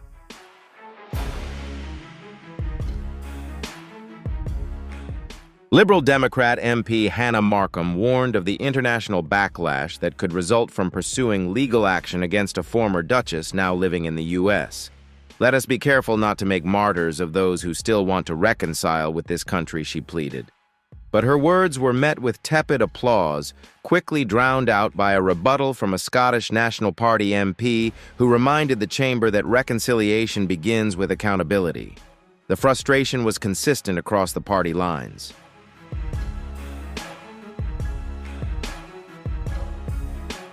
Some lawmakers expressed outrage at the idea that royal identity was being rebranded as what one MP called a lifestyle accessory. He pointedly referred to the use of titles on Netflix promotional material and book launches.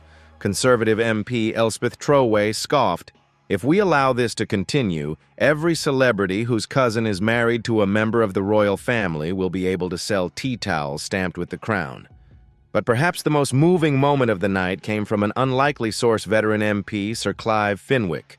He has been a quiet presence in the House of Commons for more than 30 years.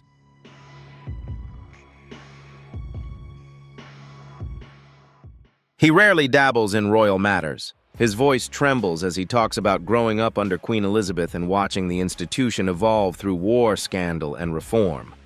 "The monarchy is not perfect," he says. "It has stumbled, it has been criticized, it has even been vilified. But it has survived. It has endured because it is anchored by rules. And rules, when broken, are an invitation to chaos."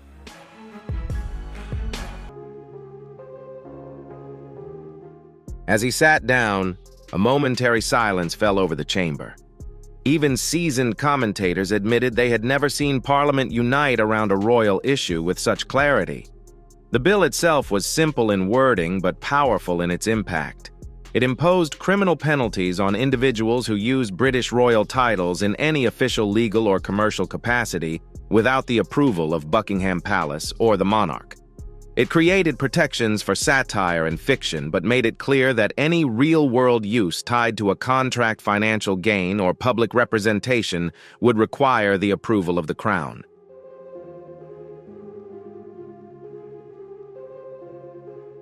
Crucially, it sets out a 14-day compliance period specifically designed to give Meghan Markle time to withdraw use of the title from all platforms and legal filings before facing a trial. During the debate, MPs read out excerpts from trademark applications allegedly filed by Meghan's legal team in the U.S. They used them as evidence that the unauthorized titles had moved beyond cultural use into the realm of commerce. You don't trademark a child's name unless there's financial value to the name, one MP said, holding up the filing. And you don't assign the prefix princess without authority unless your intention is to create legitimacy.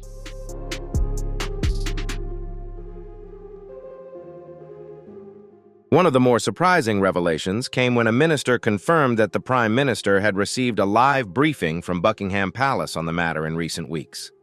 The palace is said to have expressed deep concern about the reputational damage caused by the continued misuse of the title. They also urged Parliament to take whatever action they considered appropriate to protect the monarchy's standing. The revelation that the royal family had been quietly encouraging legislative action was met with gasps of astonishment from the press. While the royal family typically avoids influencing Parliament, their rare intervention underlined the seriousness with which the palace views Meghan's actions.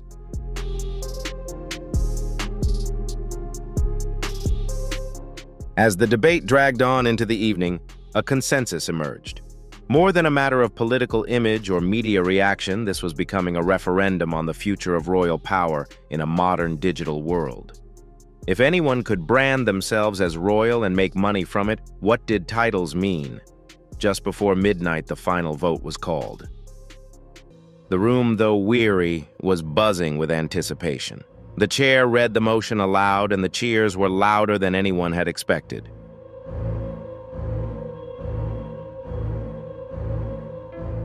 Harry thought about how family traditions are passed down. They're not always written down or spoken aloud. Sometimes they're expressed through the things people leave behind for each other. A small item like this watch can carry more meaning than anything else. It can convey things that words can't express, holding stories that only time can tell. This watch had done just that. It had moved through generations in the family without ever being forgotten, and now it had come to Archie, creating a thread that connects the generations.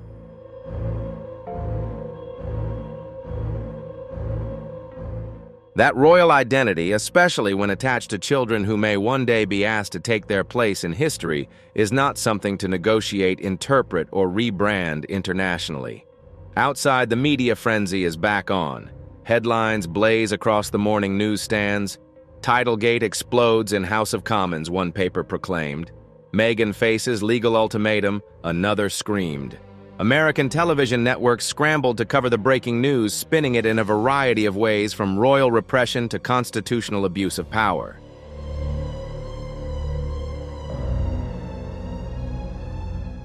But inside Westminster, the mood was neither celebratory nor vengeful.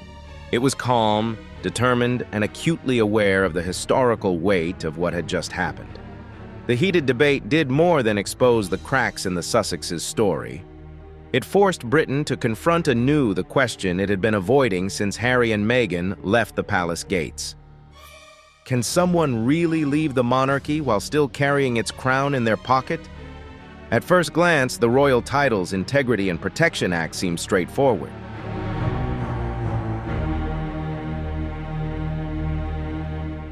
It's just a few dozen pages of parliamentary language and legal definitions carefully laid out in plain text. But beneath the surface of this legislative document lies one of the most powerful constitutional weapons ever aimed at a member of the royal family. More specifically, at a former royal. The timing choice of language and targeted nature of the provisions suggest it was written with meticulous precision, and Meghan Markle is right at the center of this legal barrage.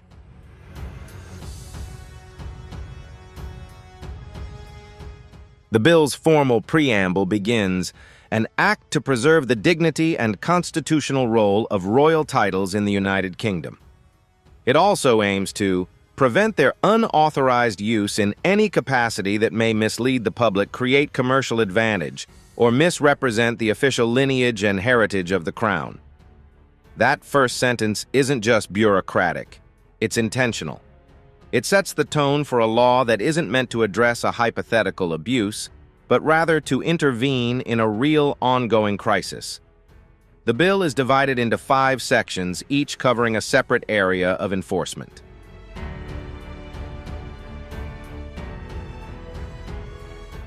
These areas range from digital media to legal documents, and it carefully carves out exceptions for use in satire, parody, and journalism.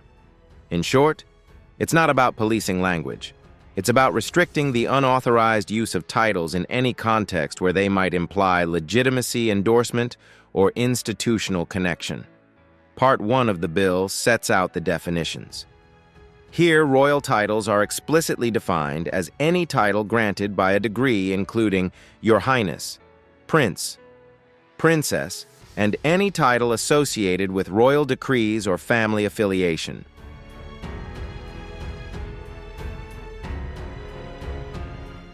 Importantly, the bill clarifies that the presence of a family connection does not automatically grant the right to use it. This is important because it addresses a gray area that Meghan and Harry often relied on, that their children are entitled by birthright to those titles. Under this law, birthright is not a defense. Only a formal designation by the reigning monarch supported by a document or declaration allows use. Section 2 outlines specific prohibitions. It prohibits the use of royal titles in any public documents, promotional material, or digital platforms unless authorized.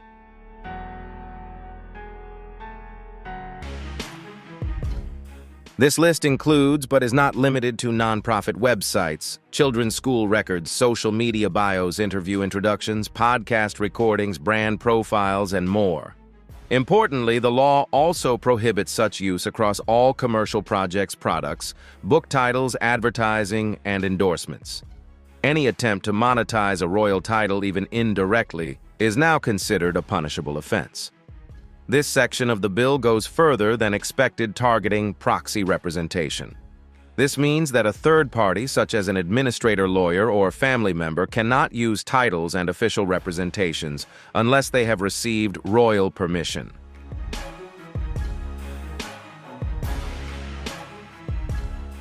This wording eliminates the possibility of plausible deniability or outsourced branding decisions.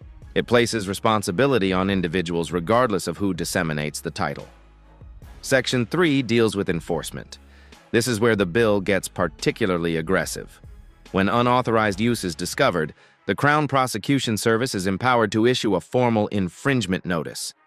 This notice requires compliance with the removal of the unauthorized title from all platforms and media within 14 calendar days. The clock starts ticking from the moment the notice is issued.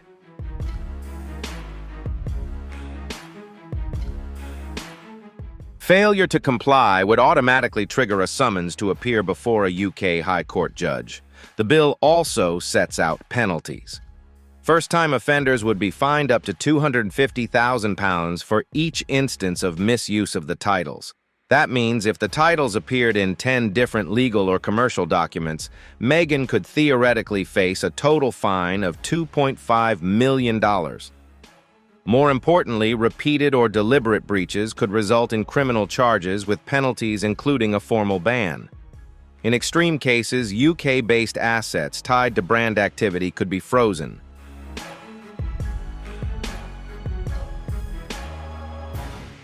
One of the more prominent provisions in this section allows British courts to work with international bodies under reciprocal copyright and trademark laws.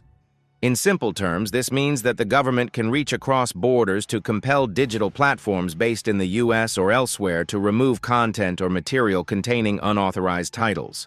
While enforcement would require cooperation through mutual legal assistance treaties, this mechanism has now been codified in law.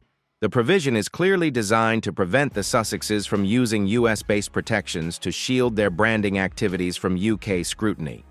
Section 4 deals with exemptions.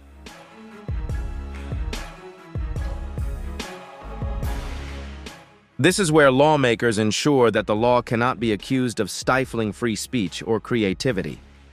Documentaries, works of fiction, satire, parody, educational content, and journalism are explicitly protected. This means that a Netflix drama about the royal family can refer to Prince Archie as a character. However, a real-life press release from a charity cannot. This distinction is important.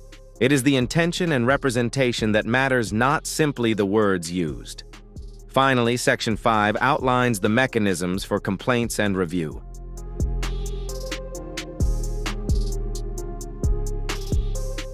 If someone receives a notice of infringement and believes it is flawed or politically motivated, they can file an objection within a 14-day compliance period.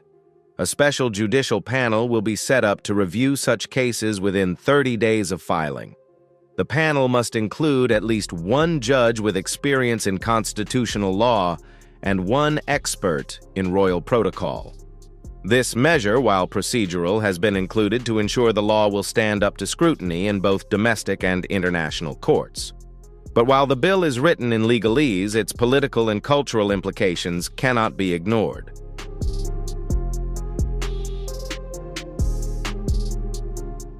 The bill does not name Meghan Markle, and no specific incident is mentioned. Yet every observer, every MP, and every member of the press understands that this legislation is not a blanket protection. It is a direct response. It is a law born of frustration, of constitutional anxiety.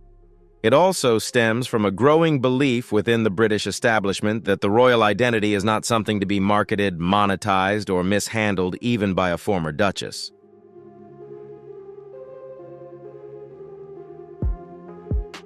According to senior government officials, the Royal Titles Integrity and Protection Act went through no fewer than 7 internal drafts before it was passed.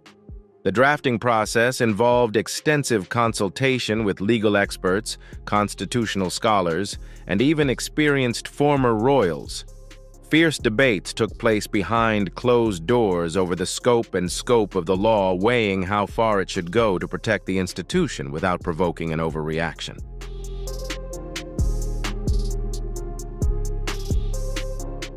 Some early drafts proposed revoking the titles altogether, while others wanted to place the use of them under direct control of the Privy Council. Ultimately, a compromise was reached that focused on protecting the public identity and legal clarity of the royal family. However, the provision of a 14-day compliance period caused controversy in legal circles and the media. Government sources said lawmakers wanted to send a strong and clear message to the Sussexes about how seriously they were taking the matter.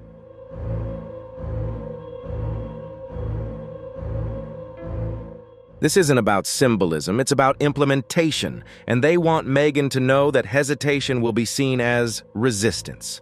Silence, they imply, will speak volumes. What makes the bill all the more explosive is its timing.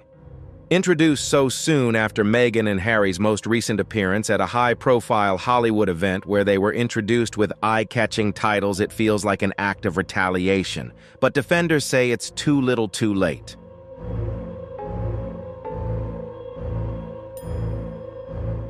For years, there has been growing unease about the way the Sussexes have balanced royal symbolism with the independence of American-style celebrities. The law, they say, merely restores lines that should never have been blurred. But legal experts warn that enforcement will be challenging. Cross-border enforcement is notoriously slow, and Meghan is no longer a UK resident. While her projects may include links to Britain, most of her operations are based in the US. But the message is clear: the UK will no longer allow royal status to become a global free-for-all.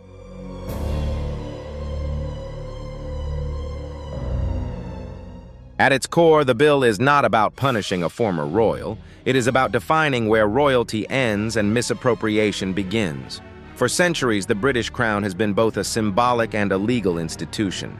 Allowing its titles to become a casual branding tool risks diminishing its dignity, undermining public trust, and rewriting history by omission. In essence, the Royal Titles Integrity and Protection Act is a line in the sand.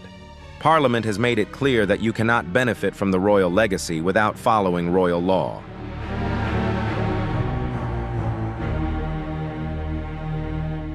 Titles are earned not assumed, bestowed not borrowed, and anyone regardless of reputation, fortune, or family name who tries to treat them otherwise will face the full force of constitutional justice.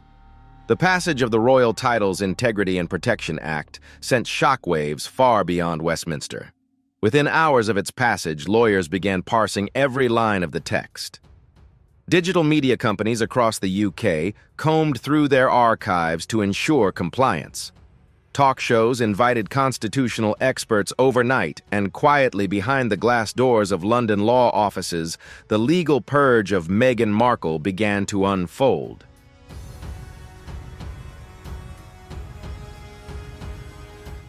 The language of the bill is clear. Anyone found to be misusing a royal title, even outside the UK, could be held liable. This would happen if the misuse involved British authority, whether through commerce and online presence, or branding involving British citizens or organizations. And Meghan's branding, which is largely tied to her charity work and media projects that involve activities in the UK, would fall squarely within that scope. The first official move came just 3 days after the bill became law. Meghan Markle has been served with a legal notice from the UK's Crown Prosecution Service.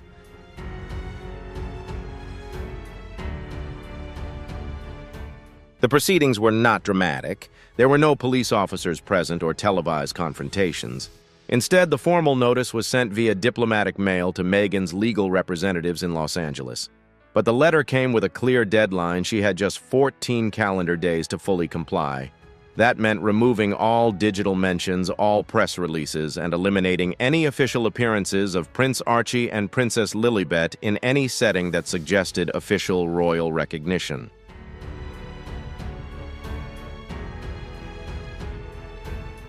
The letter also makes clear the serious consequences if Meghan fails to comply within the stipulated time.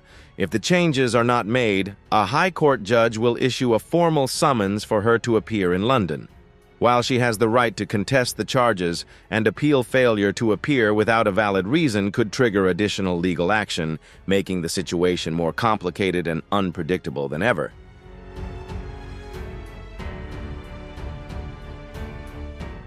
These mechanisms include asset searches and public reprimands. Legal analysts were quick to comment. Some said enforcement would be difficult because Meghan is an American citizen residing in the United States. She has no active businesses in the UK beyond a few charities and a small publishing estate. Others disagreed, pointing out that branding digital platforms and even charitable work tied to the royal image are still subject to British scrutiny if they affect British citizens or use identifiers associated with the monarchy.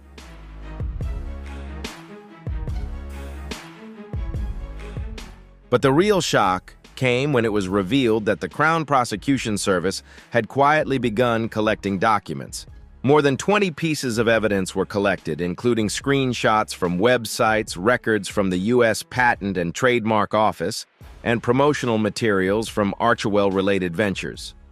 A leaked internal memo dated weeks before the bill passed showed that legal teams had been monitoring Meghan's branding efforts for months, perhaps even a year. The document listed a number of potential violations. These included the use of the name Princess Lilibet in charity announcements.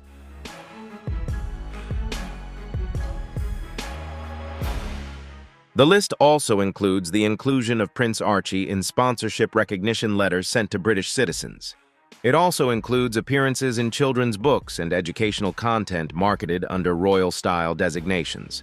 Even mentions in Meghan's speeches at public events are listed. The memo argues that each case was presented without formal recognition from the British monarch, violating constitutional customs and legal frameworks.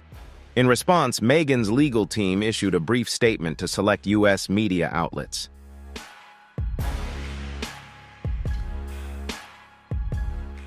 The Duchess of Sussex has always acted in good faith and in the best interests of her children, the statement read. She has not received any formal communication challenging her use of the titles bestowed at birth under current royal protocols. It was a measured, non-specific denial that resonated emotionally but avoided any direct engagement with the requirements of the new law. In the UK, however, the statement was not well received. MPs accused her of defiance. Commentators said the wording implied Meghan viewed her children's royal status as something inherited and irrevocable, regardless of the Crown's views.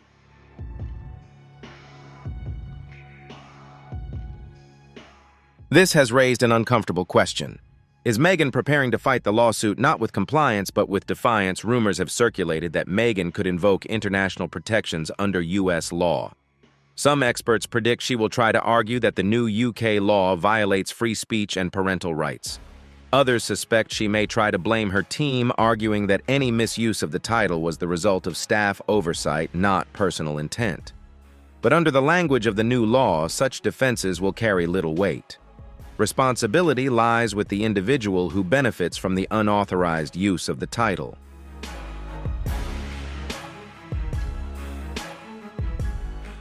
In the days that followed, British legal authorities began preparing for a potential high-profile confrontation. Judges were notified and a legal panel was chosen to consider Meghan's appeal. Digital forensics experts began preserving evidence of her use of the title in case Meghan tried to erase her digital traces and deny the violations. What began as a political ruckus now had all the makings of an international legal battle. Amid the legal storm, there was also talk of enforcement.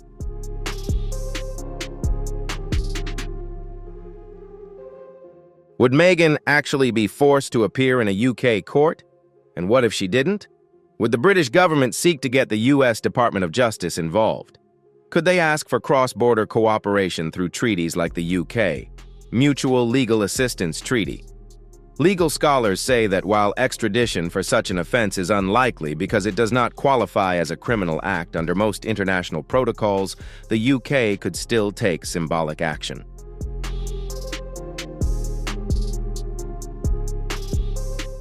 This could include travel restrictions and asset freeze on any UK-related accounts, or an official reprimand that would follow her public image across the Commonwealth.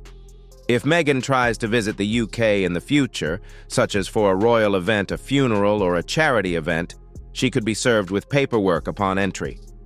Pressure is also starting to mount in unexpected places.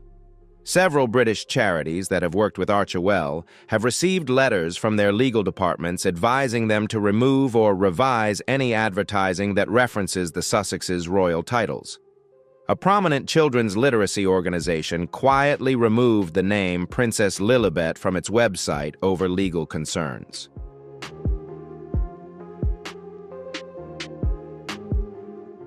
In private circles in Los Angeles, the mood is said to have changed.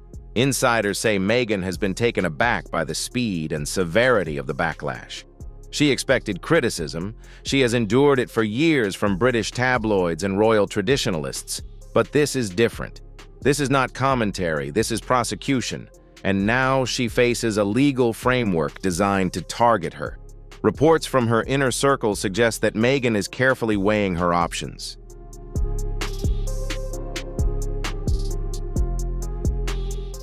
Will she fight and turn the incident into an international human rights debate, or will she quietly comply and let the public outcry die down? Each option has consequences. Complying could be seen as an admission of guilt, potentially damaging the image of principled independence the Sussexes have carefully cultivated. On the other hand, defiance could escalate the situation into a transatlantic legal battle, drawing Archie and Lilibet even further into the public eye. Complicating matters further is the question of Prince Harry's role. So far, he has remained silent.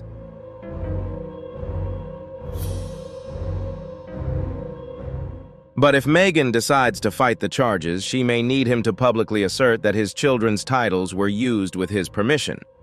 Doing so, however, would put him in direct conflict with his father, King Charles, potentially irreparably fracturing an already fragile family relationship. And there's another complication.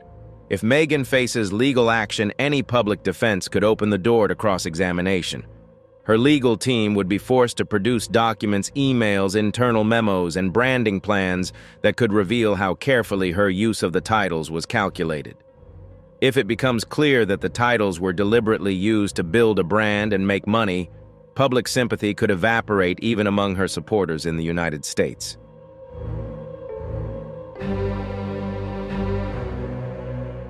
In Britain, the tone of the press has changed rapidly. Meghan, once portrayed as a woman unfairly excluded from royal life, is now framed as someone trying to rewrite the rules to suit her ambitions. Headlines question whether she has finally gone too far. Commentaries debate whether the royal family should ever be allowed to become a private brand. Even voices who once defended Meghan have begun to express concern. The legal consequences are no longer theoretical. They have begun. The countdown to the 14-day deadline is ringing louder with each passing hour.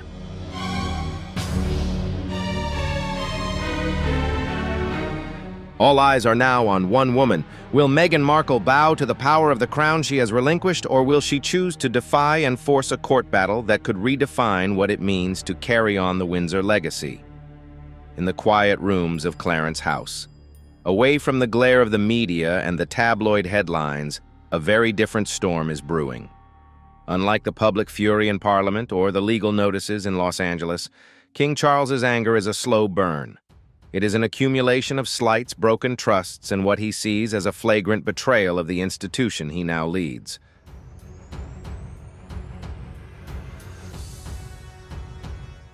This isn't about political theater or brand battles. It's personal. It began with a series of discreet communications between palace aides and Meghan's team. Early last spring, after reports of unauthorized use of the title emerged, a senior advisor to King Charles tried to arrange a private meeting with Meghan's representatives. The goal was simple: to demand an explanation, secure a commitment to stop further abuse, and preserve family unity. Meeting invitations were never returned. Calls went unanswered. Emails were dismissed on the grounds that they were under legal review. Such silence is rare in royal circles.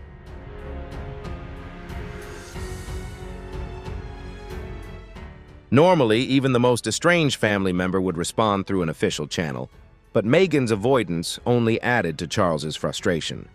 To him, it signaled a disregard not only for the rules of the monarchy, but also for the personal appeals of a father who had always treated her with kindness. In private palace, staff noted that Charles felt emotionally and institutionally hurt.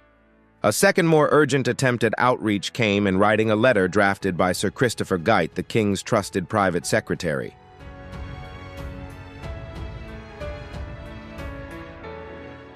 The letter reminded Meghan of her public pledges to respect the crown, referencing her wedding vows to honor and respect the royal family. It outlined specific instances of the title being used, which had been recorded by the palace's legal staff, and demanded that it be withdrawn immediately. There was no response. It was this silence, insiders say, that turned Charles's annoyance into rage.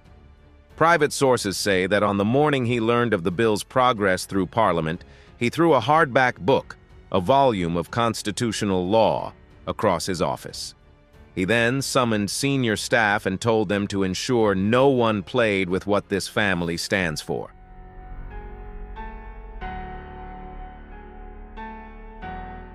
Charles's private fury was not directed solely at Meghan. Much of his anger was directed at advisors he believed had mishandled the situation. Some senior courtiers are said to have urged caution, warning that legislative action could appear vindictive. Others suggested the matter could be resolved quietly through palace protocol. But Charles, still mourning his mother's legacy and determined to protect his own dynasty, dismissed them. He believed a tough public response was needed to demonstrate that the crown would not be undermined by celebrity influence.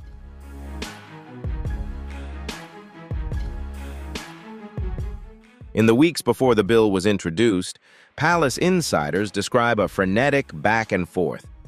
Charles met with his private legal counsel daily, reviewing drafts of parliamentary language and making edits. He consulted constitutional scholars, asking detailed questions about comparative precedents in European monarchies. He even considered the impact on public opinion. He asked advisors to prepare briefing papers on historical public reactions to past royal disputes.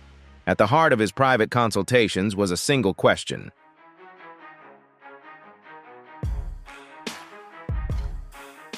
The question was, what is the point of being king if your power can be leased to a former member of the royal family? For Charles, the issue was existential. The crown was more than a symbolic head. It represented centuries of continuity, a living thread that had run through wars, reforms, and revolutions. If anyone could borrow its symbol at will, the fundamental premise of the monarchy, its sanctity, would be eroded. But Charles did not reveal these existential reflections publicly. His official statements remained measured and focused on constitutional norms.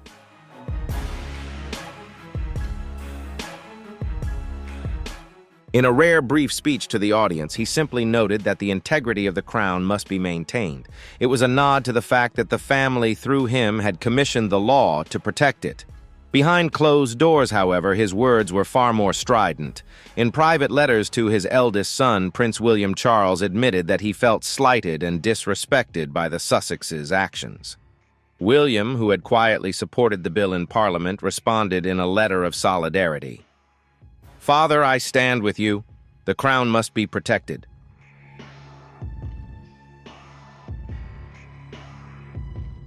The letters were circulated within a small circle of senior royals, cementing the family's united front, at least publicly, against Meghan's use of the title. But not everyone in the royal inner circle agrees with Charles's approach. Some worry that the spectacle of public family conflict will do more harm to the monarchy's image than Meghan's mistake. Senior aides question whether the king is letting personal feelings override constitutional action. One described the atmosphere as tense, somber, and haunted by what-ifs. Another whispered that few had seen Charles so consumed by anger since his mother's funeral a few months ago.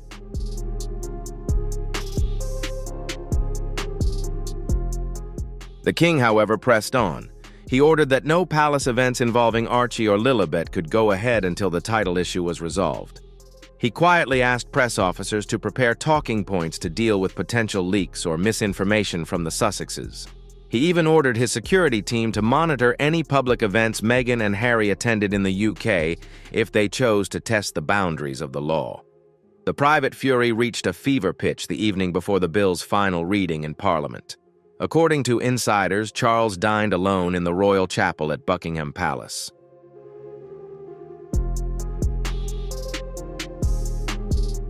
He went over the final draft line by line. His face, seen by only a handful of witnesses, was stern, determined, and unwavering. He knew that once the bill was passed, there would be no turning back. At 11:47 p.m., the king sent a brief coded message to the Prime Minister: proceed as agreed. It was the green light Parliament needed to complete the bill. Months of private rage, fueled by silence and perceived betrayal, was transformed into decisive legislative action that would define the early years of Charles's reign.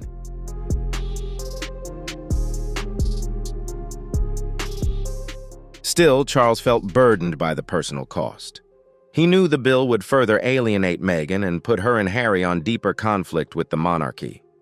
He understood that some would see it as heavy-handed, even vindictive. But in his mind, there was a larger obligation to history, to the institution, that he would one day pass on to his grandchildren. He also had an obligation to the millions of people who still looked to the crown as a symbol of stability and service.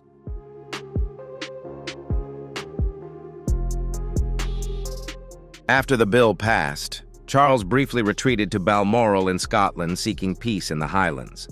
There, amid the heather-covered hills, he reflected on the extraordinary steps he had taken. He considered the precedent he had set the Act of Parliament, specifically targeting a member of his own family, and he wondered, as kings before him had, whether the weight of the crown would ever allow for a simple pardon. But for now, there would be no pardon. The next move was Meghan's, and Charles would be watching closely.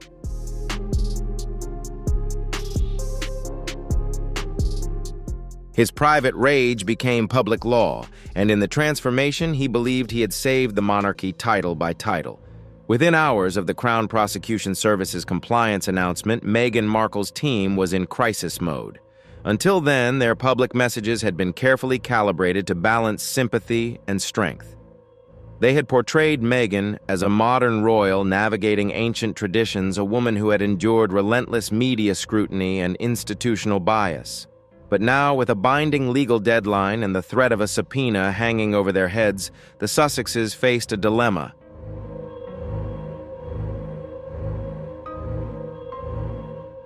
On the morning of the announcement in Los Angeles, Meghan's chief communications strategist convened a virtual meeting with her legal team brand managers and a small group of trusted advisors.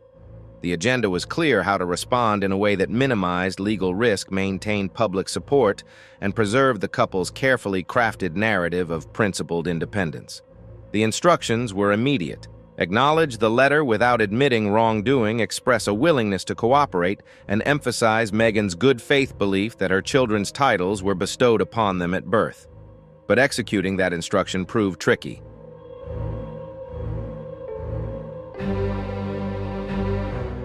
A simple press release risks being perceived as a cliché. A live interview might open the door to hostile questions. Instead, the team developed a three-pronged approach.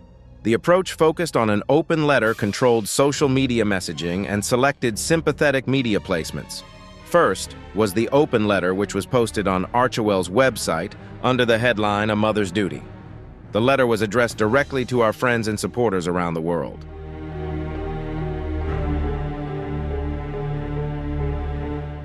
In carefully measured language, Meghan wrote that she had always sought to honor the traditions and dignity of the crown while forging a new path as a mother and supporter of causes she loved.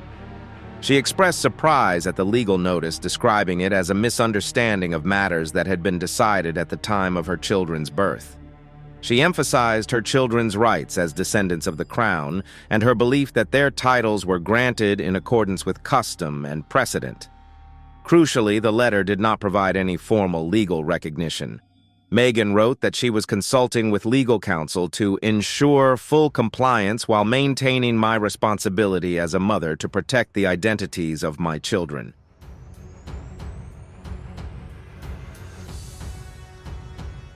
The wording is meant to signal respect without conceding empathy, without surrender. It also serves to buy time. By committing to consultation, Meghan can argue that any unapproved use is due to a lack of understanding rather than deliberate fraud. To support the open letter, the Sussexes' social media channels have posted a series of curated images.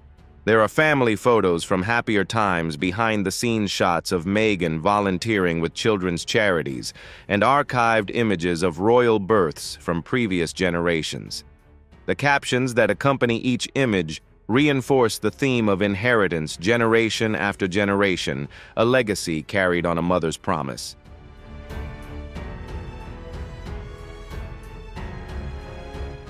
The posts focused on visual storytelling designed to generate viral sympathy and drown out headlines about title fraud.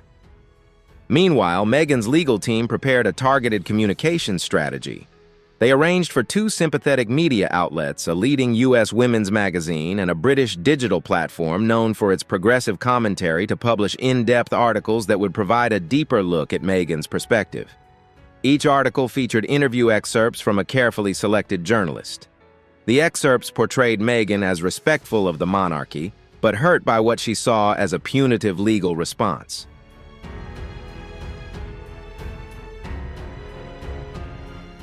One such article included the words, "I left the institution, but the institution never left me or my children." The intention was to frame the story as a confrontation between Meghan's heart and the cold machinery of the crown.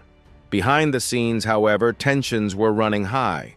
Some advisors warned that the inheritance argument was legally weak under the new law, which makes it clear that birth alone does not confer the right to use a title. Others warned that framing the issue as a private family matter risked alienating Parliament, whose support the Sussexes still need for any future negotiations over the role of their children.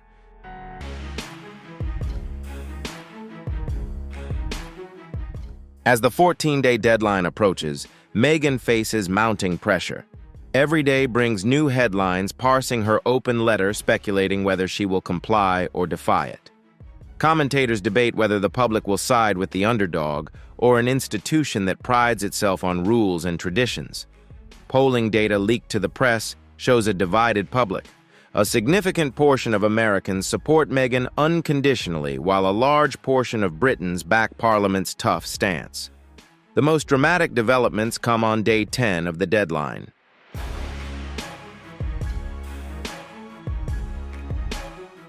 On that day, an excerpt from Meghan's upcoming memoir was published in a prestigious magazine. In it, she describes her wedding day as the moment I became part of something bigger than myself, bound by vows to serve a family and a country.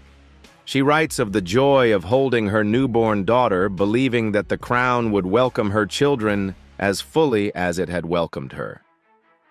The passage ends with the poignant line, "I still believe in that promise."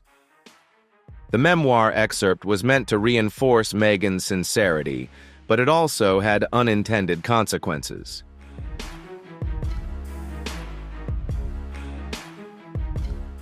Legal experts point out that her own words acknowledging her oath to respect the monarchy could be used as evidence. This would show that she knew the rules of the crown and deliberately chose to use royal titles despite any doubts. Crown lawyers have quietly marked that passage in their internal case files. With just 2 days left until the deadline, the Sussexes face a crossroads. Should they issue a formal compliance notice, removing all references to royal titles from their platforms, or should they take a bolder approach and challenge the constitutionality of the law?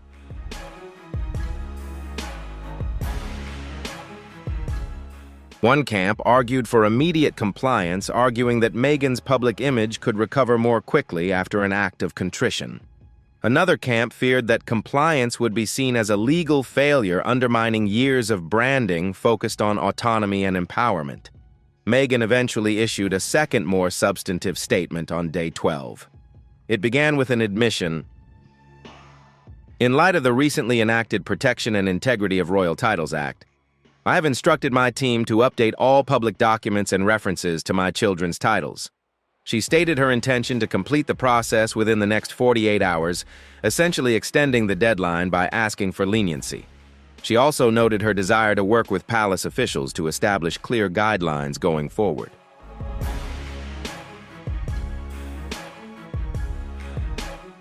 The announcement stunned many observers.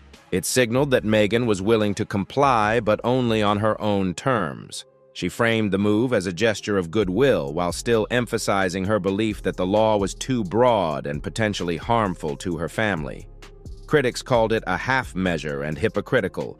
Supporters hailed it as a graceful compromise. In London, the Crown Prosecution Service (CPS) examined the statement. Officials noted that Meghan's pledge covered digital content and advertising, but did not address third-party use such as school records, trademark records, or documents from charity partners.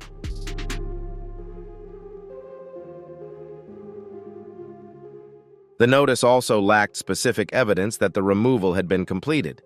On day 14, the CPS issued a follow-up request which required detailed written evidence of compliance by the end of the day. Meghan's team raced to meet the request.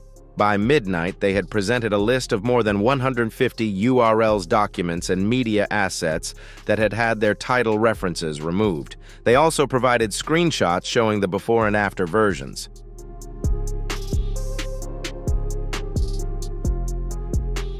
They also provided letters from several UK-based charities confirming that they had updated their documents accordingly.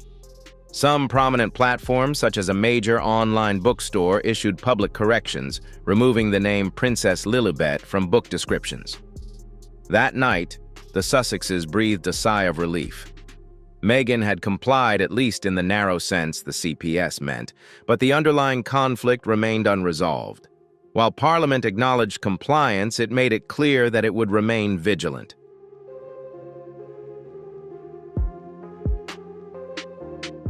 The new law has put Meghan Markle under intense scrutiny, with the risk of being reinvestigated if she repeats the offense. After receiving formal notice, she has 14 days to remove all royal references from public platforms. Beneath the facade of compliance, Meghan's emotional media style clashes with Britain's strict legal system. Having to give up the right to use her title for personal purposes is a huge loss for her brand. When the deadline expires, the silence that replaced public response suggests that Meghan has been forced to bow to institutional pressure. Now the question is, can she continue to maintain the image she has built, or will she be reshaped by British law?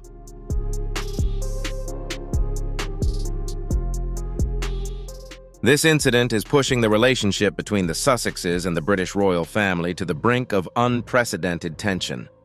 Will Meghan comply with Parliament's request or resist to the end? Is this just the beginning of a long legal battle? Share your thoughts in the comments section below. Don't forget to like the video, leave a sub to support the channel, and turn on the notification bell so you don't miss the next hot development. The royal palace is known for its secrecy, but a surprising announcement has shaken everything. No one, even the longtime royal watchers, could have anticipated this event. A brief statement appeared on the royal family's official website declaring that an important announcement would be made at 6 p.m. No details, no hints, just a mysterious silence. For a family that always plans meticulously, the lack of information left everyone stunned. What do you think about this change? Leave your thoughts in the comments below. And don't forget, if you've heard similar news from friends or family, share it with us. If you think this announcement will lead to big changes, drop a 1, and if not, leave a 0 in the comments. Enjoy the video and make sure to hit subscribe to support the channel. As soon as the announcement was posted, the media went into a frenzy. Reporters made non-stop calls, desperately trying to find answers, but no one had a clue. Numerous theories began to spread, from health issues of a royal family member to the possibility of someone stepping down or taking on a new role. Some of the ideas seemed far-fetched, but others were credible enough to raise concern. The silence from the palace only added to the tension, acting as a sign that something serious was unfolding.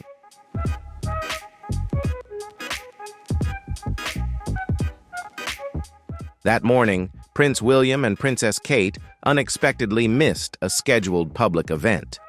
At first, this seemed unremarkable, but after the royal announcement, their absence became the focal point of attention.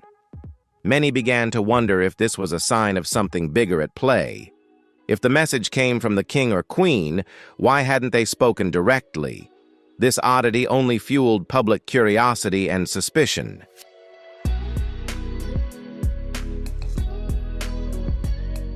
Beneath their calm exterior, Prince William and Princess Kate seemed to be executing a carefully calculated strategy. Close sources revealed that this move was not just a royal duty, but also a way to strengthen their position. This wasn't an accident. It was a deliberate step. The palace appeared ready to face significant changes, and the couple was at the heart of it all.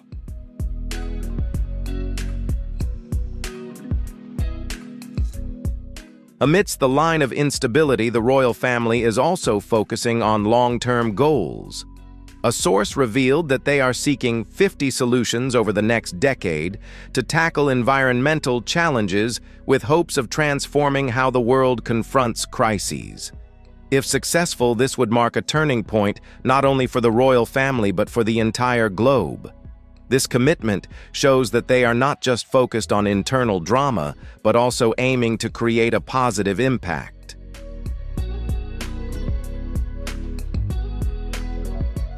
Though turmoil surrounds them, family bonds remain an irreplaceable part of their lives. A royal family member shared that, despite the many hardships and misunderstandings over the years, the love between the siblings is still deep. There is no intention to hurt the family, but the truth must be revealed to bring peace. This statement acts as a ray of hope, showing that despite the upheaval, the royal family is still striving to heal their wounds.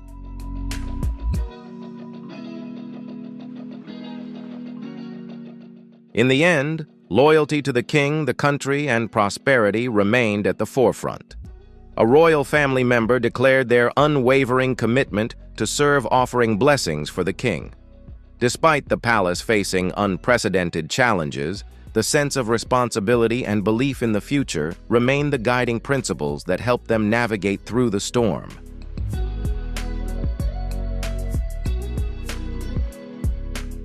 At exactly 6 p.m., the spotlight didn't fall on King Charles or Queen Camilla, as everyone had expected. Instead, Prince William and Princess Kate appeared on screen. There was no lavish royal backdrop, No throne or guards, just the two of them sitting in a simple room almost like a regular office. However, their presence immediately captured the nation's attention. They didn't need any fanfare to prove their influence.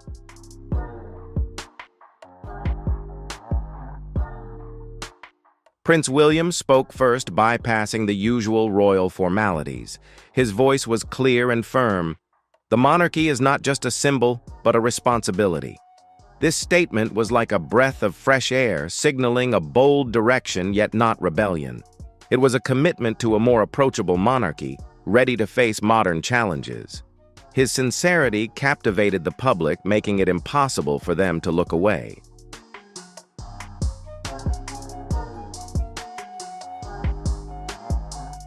Princess Kate followed, her demeanor calm, yet resolute. "This is not a story about tradition," she said, "but about trust." With just a few words, she reshaped the royal family's image in the eyes of the public. Not demanding blind loyalty, they offered honesty, a rare value in a world filled with secrecy. Kate's words were not just a statement, but a promise of a different future.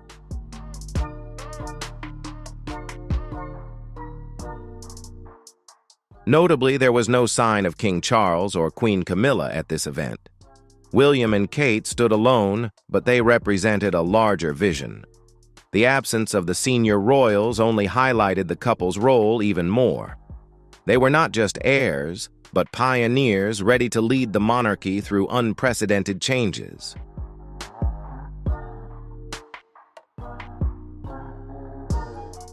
The moment that changed everything came when Kate announced the Diana Initiative. This wasn't just a tribute to Princess Diana, it was a true turning point. Kate didn't want her mother-in-law's legacy to be limited to bouquets in front of Kensington Palace or annual memorials. She wanted to bring Diana's voice back stronger with a clear purpose and lasting impact. This initiative was a way for Diana to live on not just in memory, but through action.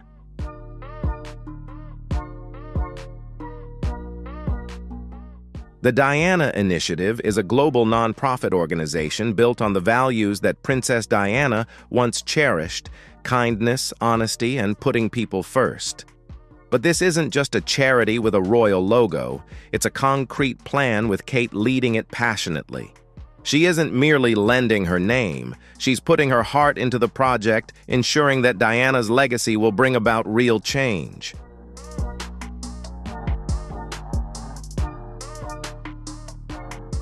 Kate also spoke about the past mistakes when Diana was hurt by unfair actions from the media and large organizations. She emphasized that the Diana Initiative wasn't just about looking toward the future, but also about correcting the injustices Diana had endured.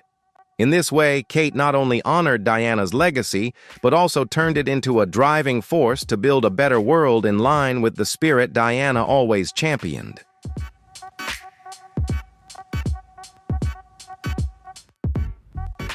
William stepped forward, each stride steady, his back straight, his face betraying no emotion, but his hands remained firm.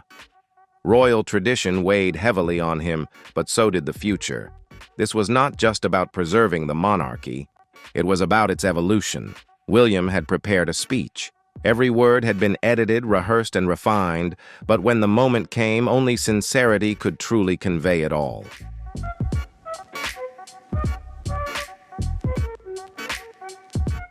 Princess Kate didn't choose the red carpet or staged photos. Instead, she announced that she would go to the places that needed support, the most women's shelters, low-income communities, and families struggling with hardship. She committed to listening to survivors, talking with families, and connecting directly with people. This wasn't an action for the front pages of newspapers, but because it was the right thing to do. The public immediately recognized the sincerity in her promise.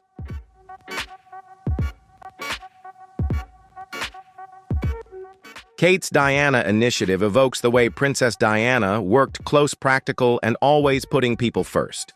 However, Kate is not just following in Diana's footsteps. She is forging her own path inspired by her mother-in-law's legacy, but designed for the modern world. With a broader reach and long-term goals, Kate's project carries a structured vision ready to create sustainable change.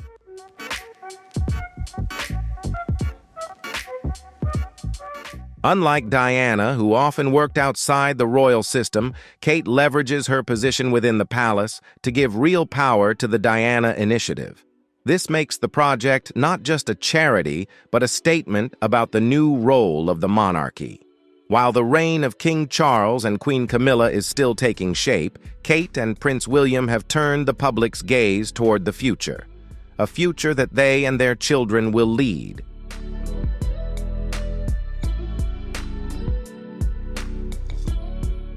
The Diana Initiative quickly received enthusiastic support. Social media was flooded with praise, with many calling Kate the Queen of the People. The media didn't crown her with jewels, but with trust. This wasn't just a moment for the UK, but a global wave. The public saw in Kate not just a princess, but a future leader ready to step up before the crown truly rests upon her head.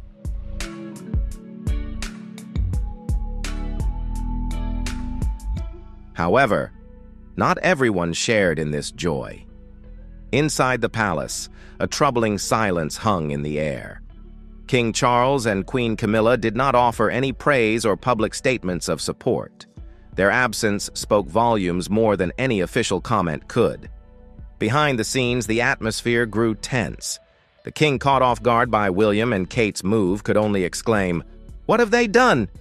He wasn't angry, but it was clear he was shocked by this sudden shift.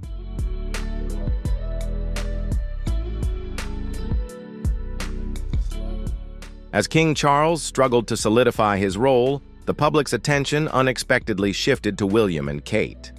He had once declared that he would dedicate more time and energy to charitable organizations, but now the spotlight had moved away from him. The Diana Initiative was not just a charity project. It was a statement that the future of the monarchy was being shaped by the younger generation. This made Charles's position feel more precarious than ever.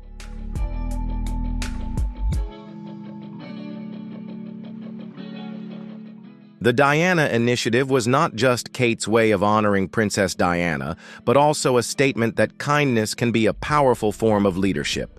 While Diana once used kindness to challenge the system, Kate is using it to guide and shape the future.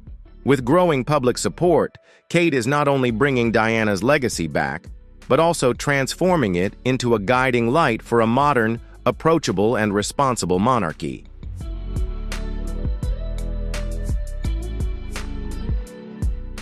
The Diana Initiative not only brings a breath of fresh air, but also spreads a rare sincerity. This project connects with the public in a way that traditional royal events have failed to do for years.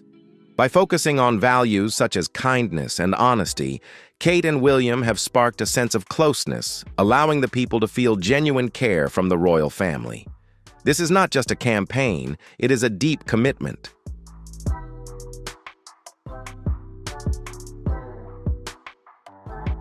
While the public welcomed the initiative, Queen Camilla felt uneasy. After years of working to overcome controversies and build a respectable image, the powerful return of Princess Diana's name revived painful memories and reopened old wounds. Although Kate had no intention of making a personal attack, the Diana Initiative inadvertently placed Camilla in an uncomfortable position, raising concerns about her standing in the eyes of the public.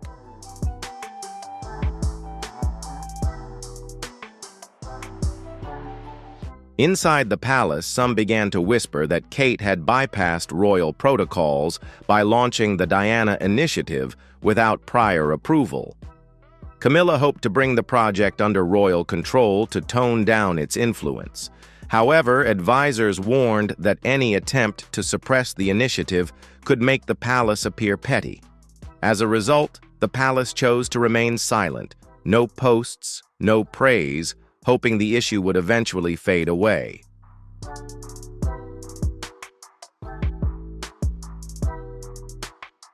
The palace's silence concealed an underlying conflict. Prince William, determined to push forward with the Diana Initiative, told a close assistant, "This isn't a discussion, it's a strategy." He wasn't seeking approval, but acting for a greater purpose. Meanwhile, King Charles felt overshadowed. He privately admitted to close family members, "The attention has moved away from me." It wasn't out of anger, but profound sadness. William, on the other hand, felt hurt by the lack of support from his father.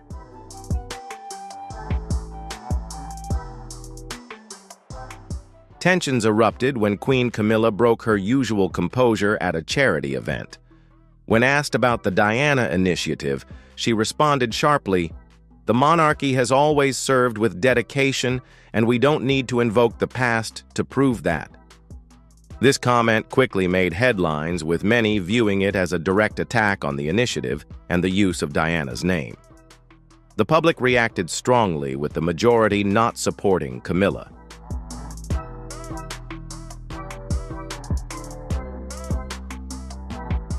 Amidst the wave of controversy, Princess Kate maintained her calm demeanor. At a Diana Initiative event over the weekend, she stated, "This work is not about looking back at the past, but about building a better future together." Although she didn't mention anyone specifically, her message was clear. She was focused on the goal ahead, not allowing the disputes to divert her course. Kate's words not only eased the situation, but also reinforced her image as a skilled and thoughtful leader.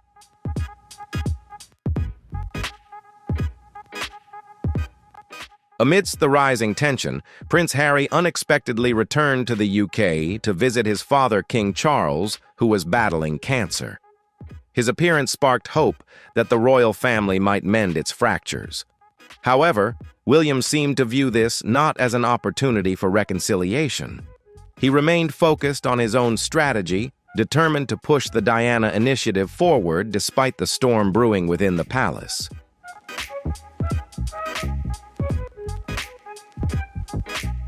From a princess once underestimated, Kate is gradually becoming the one shaping the future of the monarchy. The Diana Initiative is not just a charity project, it is a testament to her leadership abilities. Despite the silence from the palace and harsh comments, Kate continues moving forward with confidence and a clear purpose. The public sees not just a future queen, but a leader who is ready right now.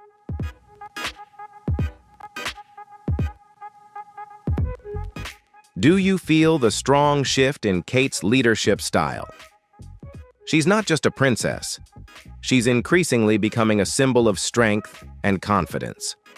Could Kate be the one to shape the future of the monarchy? Share your thoughts in the comments below. Don't forget to like and subscribe.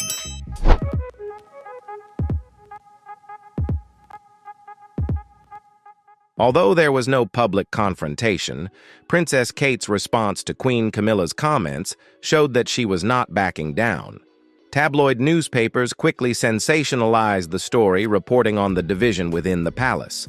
A source close to Camilla revealed that she felt cornered and frustrated as the Diana Initiative had taken all the attention of the royal family.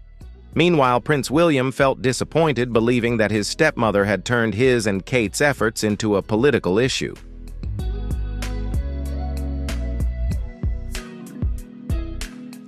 The palace continued to remain silent, offering no public statement to ease the situation.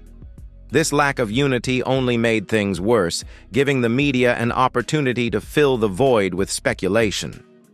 Without clear support from King Charles or Camilla, the public began to notice the cracks within the royal family. Silence was not the solution. It became the trigger for further disputes.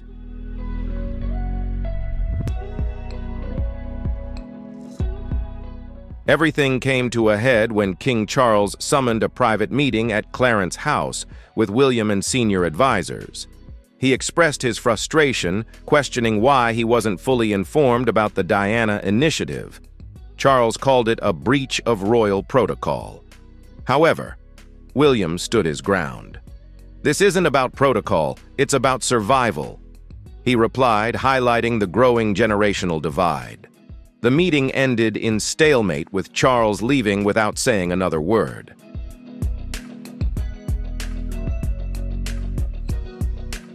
After the meeting, leaks began to surface. Charles's camp described William as impulsive and endangering the monarchy's image through reports. In response, William's team used friendly journalists to hit back, claiming Charles was stuck in the past and out of touch with reality. This back and forth was not just a personal disagreement, but a sign of a power shift. A family dispute had become symbolic of the battle for the future of the monarchy.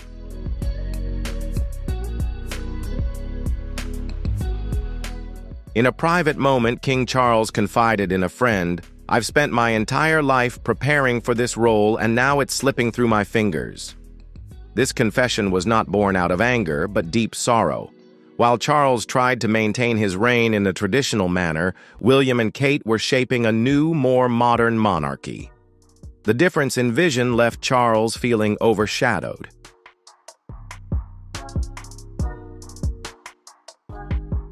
When the Diana Initiative was announced, it sparked an unprecedented wave of enthusiasm. Social media exploded with hashtags like #Royal Family of the People and Diana Initiative. Crowds gathered outside Kensington Palace, holding flowers, handwritten letters, and hopes for a more approachable royal family. For the first time in many years, the public felt they were truly understood by the royal family. This initiative was not just a promise, but concrete action, bringing a sense of sincerity.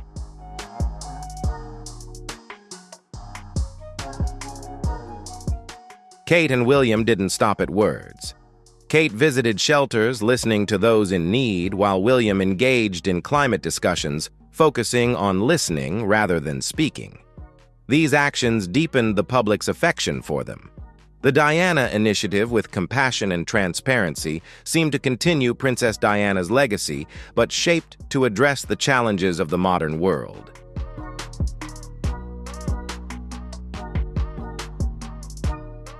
Despite the widespread support, some began to question whether the Diana Initiative was truly about change or simply a move to consolidate William and Kate's power. While the public saw sincerity, the fractures within the palace revealed that this was not just a charity project. It was a statement that the future of the monarchy was being shaped by the younger generation, despite opposition from those currently in power.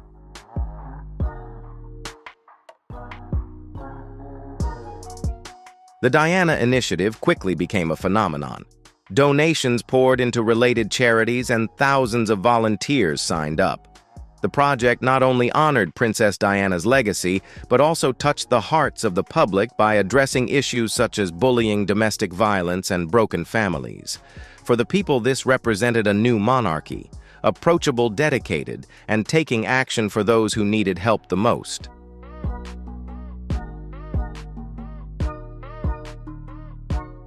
Behind the glamour, William and Kate took a bold step, launching the Diana Initiative without informing King Charles or Queen Camilla beforehand. This wasn't just a charity project, but a carefully calculated strategy. They knew the palace would be caught off guard, yet they proceeded disregarding traditional royal protocols. This move not only made William and Kate famous, but also transformed them into an unstoppable force.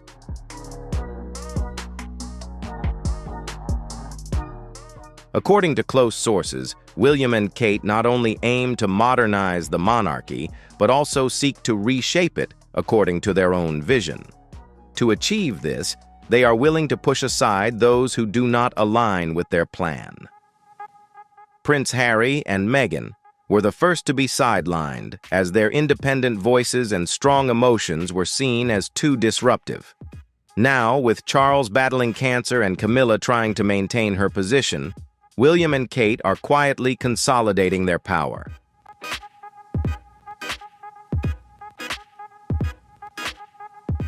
William and Kate have made themselves the center of attention, the face of charity, the voice of the people, and the future of the crown. They act in their own way, disregarding tradition and without seeking approval from the palace. To the public, it's a dedication. But within the palace, it's an ambitious strategy. They're not just reforming the monarchy. They are slowly and quietly replacing it without asking for permission.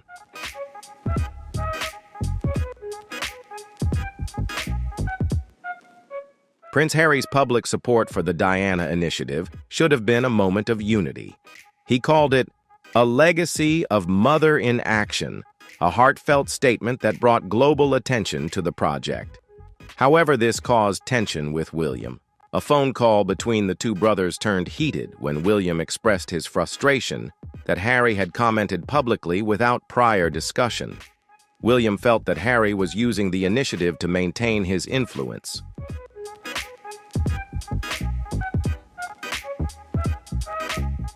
The argument wasn't just about the Diana Initiative. It stemmed from the complex history between William and Harry. William accused Harry of jumping in without respecting his plans, while Harry insisted he only wanted to honor his mother. Despite Harry emphasizing his deep love for his brother, the conflict revealed that the rift between them was far from healed. The issue wasn't just about the project, but about deep-rooted disagreements regarding their roles and responsibilities within the royal family.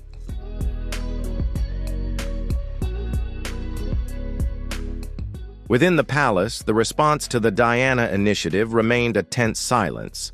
William and Kate continued to push the project forward, despite the lack of support from Charles and Camilla. The initiative's success made it hard for the palace to ignore, but the absence of a joint statement only fueled further speculation about internal divisions. The pressure mounted on Charles as he faced a younger generation determined to reshape the monarchy's operations.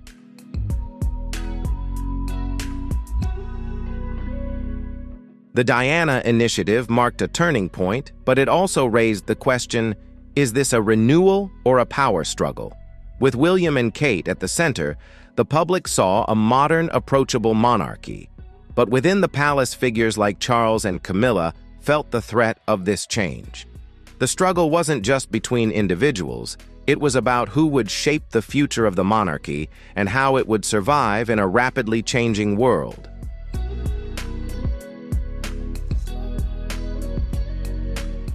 In an interview in the U.S., Prince Harry stated, "Diana's work belongs to everyone, not just the palace." While on the surface it appeared to be support for the Diana Initiative, many saw it as a subtle message asserting that he would not remain silent just because of royal protocol. The remark sparked mixed reactions. Some praised Harry for his sincerity, while others felt he was complicating an already sensitive situation.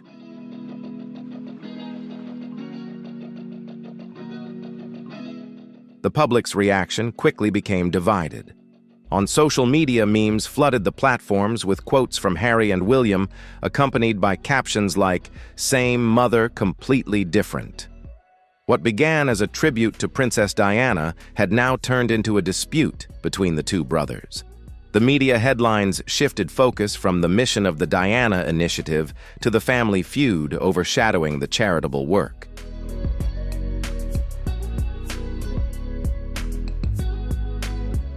Princess Kate, the driving force behind the Diana Initiative, found herself in a difficult position. She tried to stay focused on the project, continuing to meet with communities in need, but the media's attention on the conflict between William and Harry made everything more complicated. Despite maintaining a calm exterior, Kate faced pressure from both sides, balancing the vision of the initiative while avoiding being drawn into the family rift.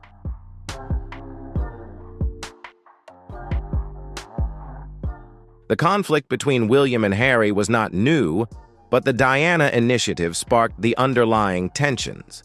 Sources close to both revealed that the wounds between them were still deep, and what should have been a moment of unity became a testament to the growing divide. Despite efforts to ease the situation from various parties, it was clear that the two brothers were unlikely to find common ground at this time.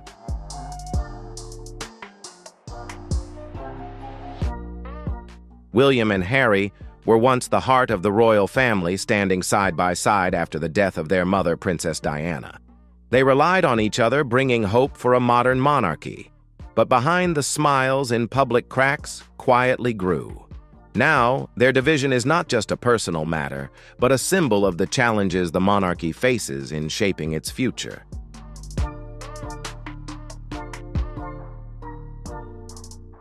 In his book, Prince Harry revealed a shocking incident, a physical altercation with William.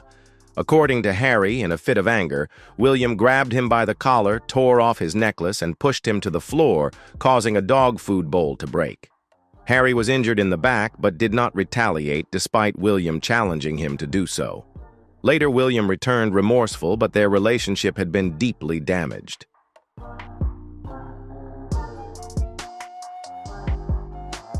Harry once described his relationship with William as an underlying competition. He's the heir and I'm the spare. The difference in their roles had long created tension, and the physical altercation was just one part of their complicated story. These revelations not only stunned the public, but also led many to question whether the royal family could ever heal these deep wounds.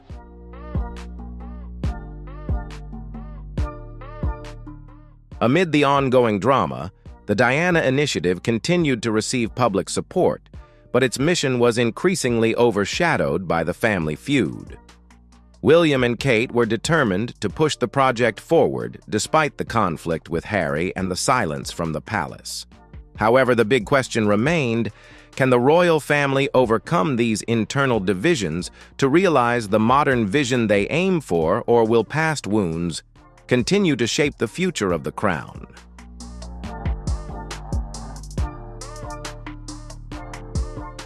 The conflict between William and Harry is not just a family dispute, but also a symbol of a larger power shift. Prince William is not just a disappointed older brother. He is gradually solidifying his position to prepare for the throne. According to Harry, the tension erupted when William criticized Meghan, calling her difficult and rude. These remarks echoed the harsh headlines Meghan had faced, leading Harry to feel that his family was no different from tabloid media.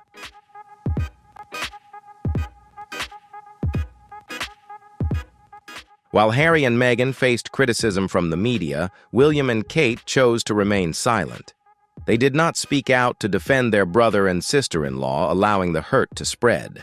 Harry felt betrayed, believing that the palace, including staff close to William and Kate, had intentionally leaked negative stories to tarnish his and Meghan's image.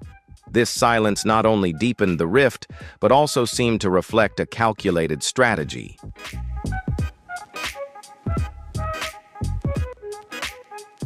In that dining room, they weren't kings or heirs. They were just a family starting anew, closing a chapter of reflection and questions.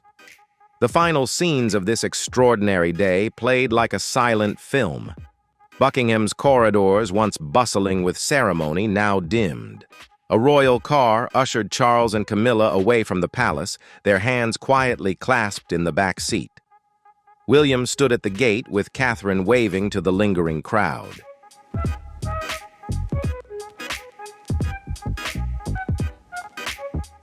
William didn't need to publicly declare war on Harry. He simply maintained a polite silence, letting the pressure from the palace and the media do the rest.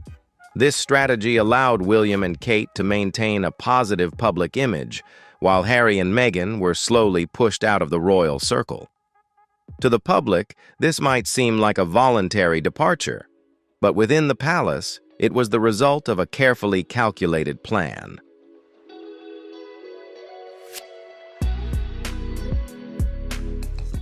The betrayal was not only the act of Carver, the mastermind behind the ring theft, but also a betrayal within Charles and Camilla's own relationship. The accusations, the doubts, and Charles's cold gaze pushed Camilla away. When Camilla faced suspicion from the very man she loved most, she had to learn to stand on her own even though she didn't want to. Though the truth about the handkerchief was finally revealed, it could not erase the wounds in their relationship.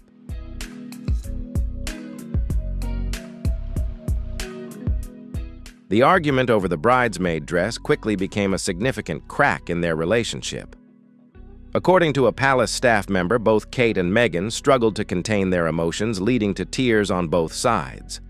Although it seemed like a small issue, Kate's tone and handling of the situation were said to have deeply hurt Meghan, marking the beginning of their estrangement. This incident became a symbol of deeper conflicts within the royal family.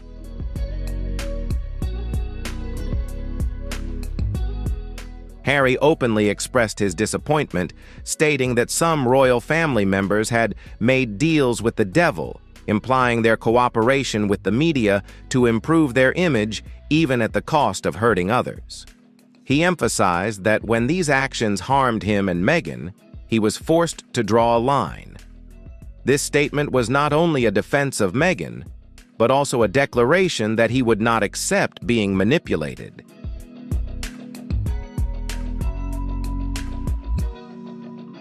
Amidst the conflicts, William and Kate continue to solidify their position, with the Diana Initiative serving as a tool to shape the image of a modern monarchy. However, the rift with Harry and Meghan has somewhat overshadowed the mission of the project. As Charles faces declining health, the big question remains: will William and Kate be able to lead the monarchy past these divides to fulfill their vision, or will the family wounds continue to hinder the future of the crown?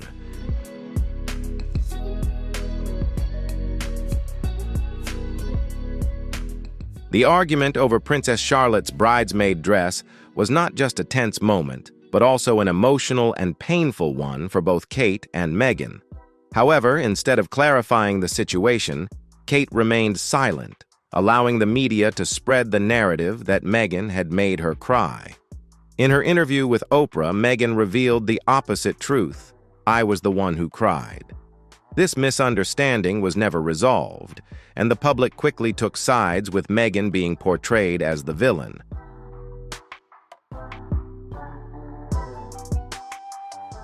Sources close to the situation suggest that Kate deliberately allowed negative press about Meghan to circulate. Some even suspect that the story was edited before being leaked to emphasize Kate's calm and graceful image while portraying Meghan as the troublemaker. This strategy proved effective. Meghan's reputation was seriously damaged, while Kate was praised for her poise and discretion. Kate's silence was not passive. It was a way of letting the headlines do the work for her.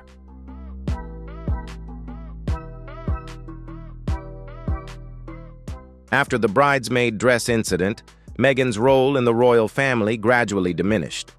She was no longer invited to important events, and palace staff began treating her with cold politeness. In public photos, Meghan often appeared isolated, distanced from the rest of the family. Meanwhile, Kate continued to solidify her position, praised for her poise and royal demeanor. This contrast made Meghan feel isolated and powerless.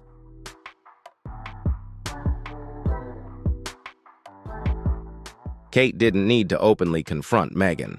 She stepped back, maintained silence, and allowed the media to do the rest. In the public's eye, Meghan was seen as emotional and dramatic, while Kate was portrayed as calm and innocent. This strategy not only overshadowed Meghan, but also helped solidify Kate's image as an indispensable figure in the royal family. For Meghan, the silent treatment became an unbearable pressure, contributing to her and Harry's eventual decision to step away.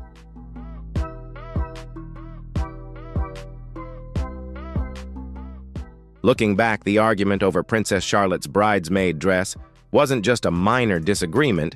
It could have been the first step in Kate's subtle plan to diminish Meghan's influence. By allowing Meghan to be seen as the troublemaker, Kate cleverly shaped the narrative, ensuring that she and William remained the focus of attention. While this incident seemed trivial, it became symbolic of deeper tensions within the palace, where power and influence were being quietly contested.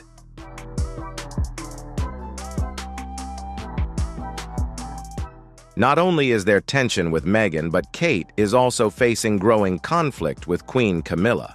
Though both maintain smiles in front of the cameras, a silent power struggle is unfolding behind the palace walls. Recent reports suggest that Camilla has no intention of stepping down from her role, while Kate and William are gradually consolidating their positions in preparation for the future. This competition is increasing the sense of unease within the royal family.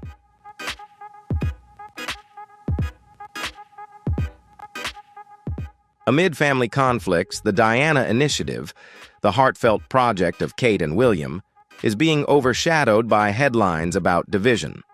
While the project continues to receive public support, Its focus, such as supporting children facing challenges like domestic violence or loss, is being obscured by the drama. Kate is trying to maintain the mission, but pressure from the media and internal tensions are making everything more difficult.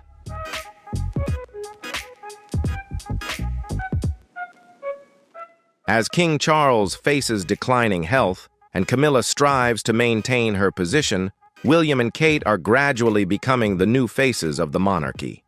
However, the rifts with Harry, Meghan, and even Camilla suggest that the royal family is at a crossroads. Will Kate and William be able to lead the monarchy past these divisions to realize their modern vision? Or will these conflicts continue to shape an uncertain future for the crown?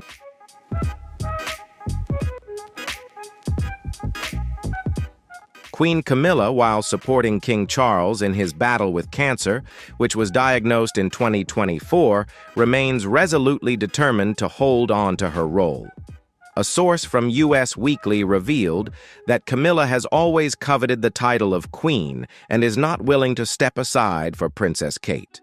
For her, the title is not only a royal symbol, but also the culmination of years of struggle and overcoming controversies, particularly her image as the third party in the marriage of Charles and Princess Diana.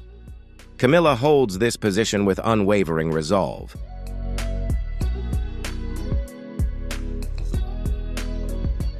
Despite her efforts to build a positive image, Camilla has yet to fully gain public acceptance.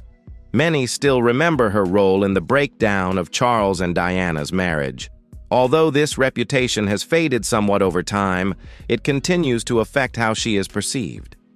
Meanwhile, Kate is praised for her elegance and approachability, creating a stark contrast. Camilla faces the pressure of maintaining her position while competing with the growing support for Kate and William.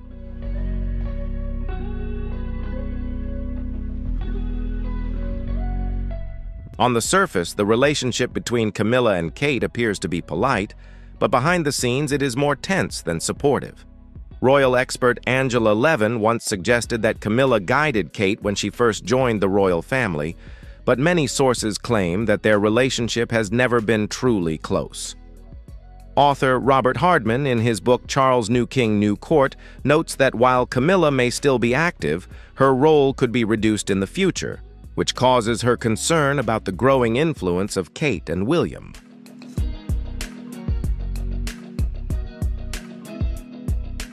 While Camilla strives to maintain power, William and Kate are quietly preparing for the future.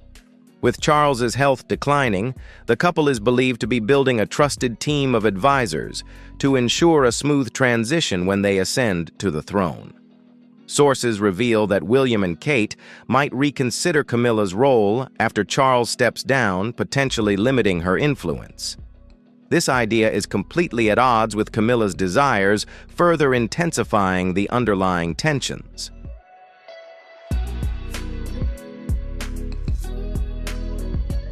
Prince William has openly expressed his desire to modernize the monarchy, focusing on closeness and transparency.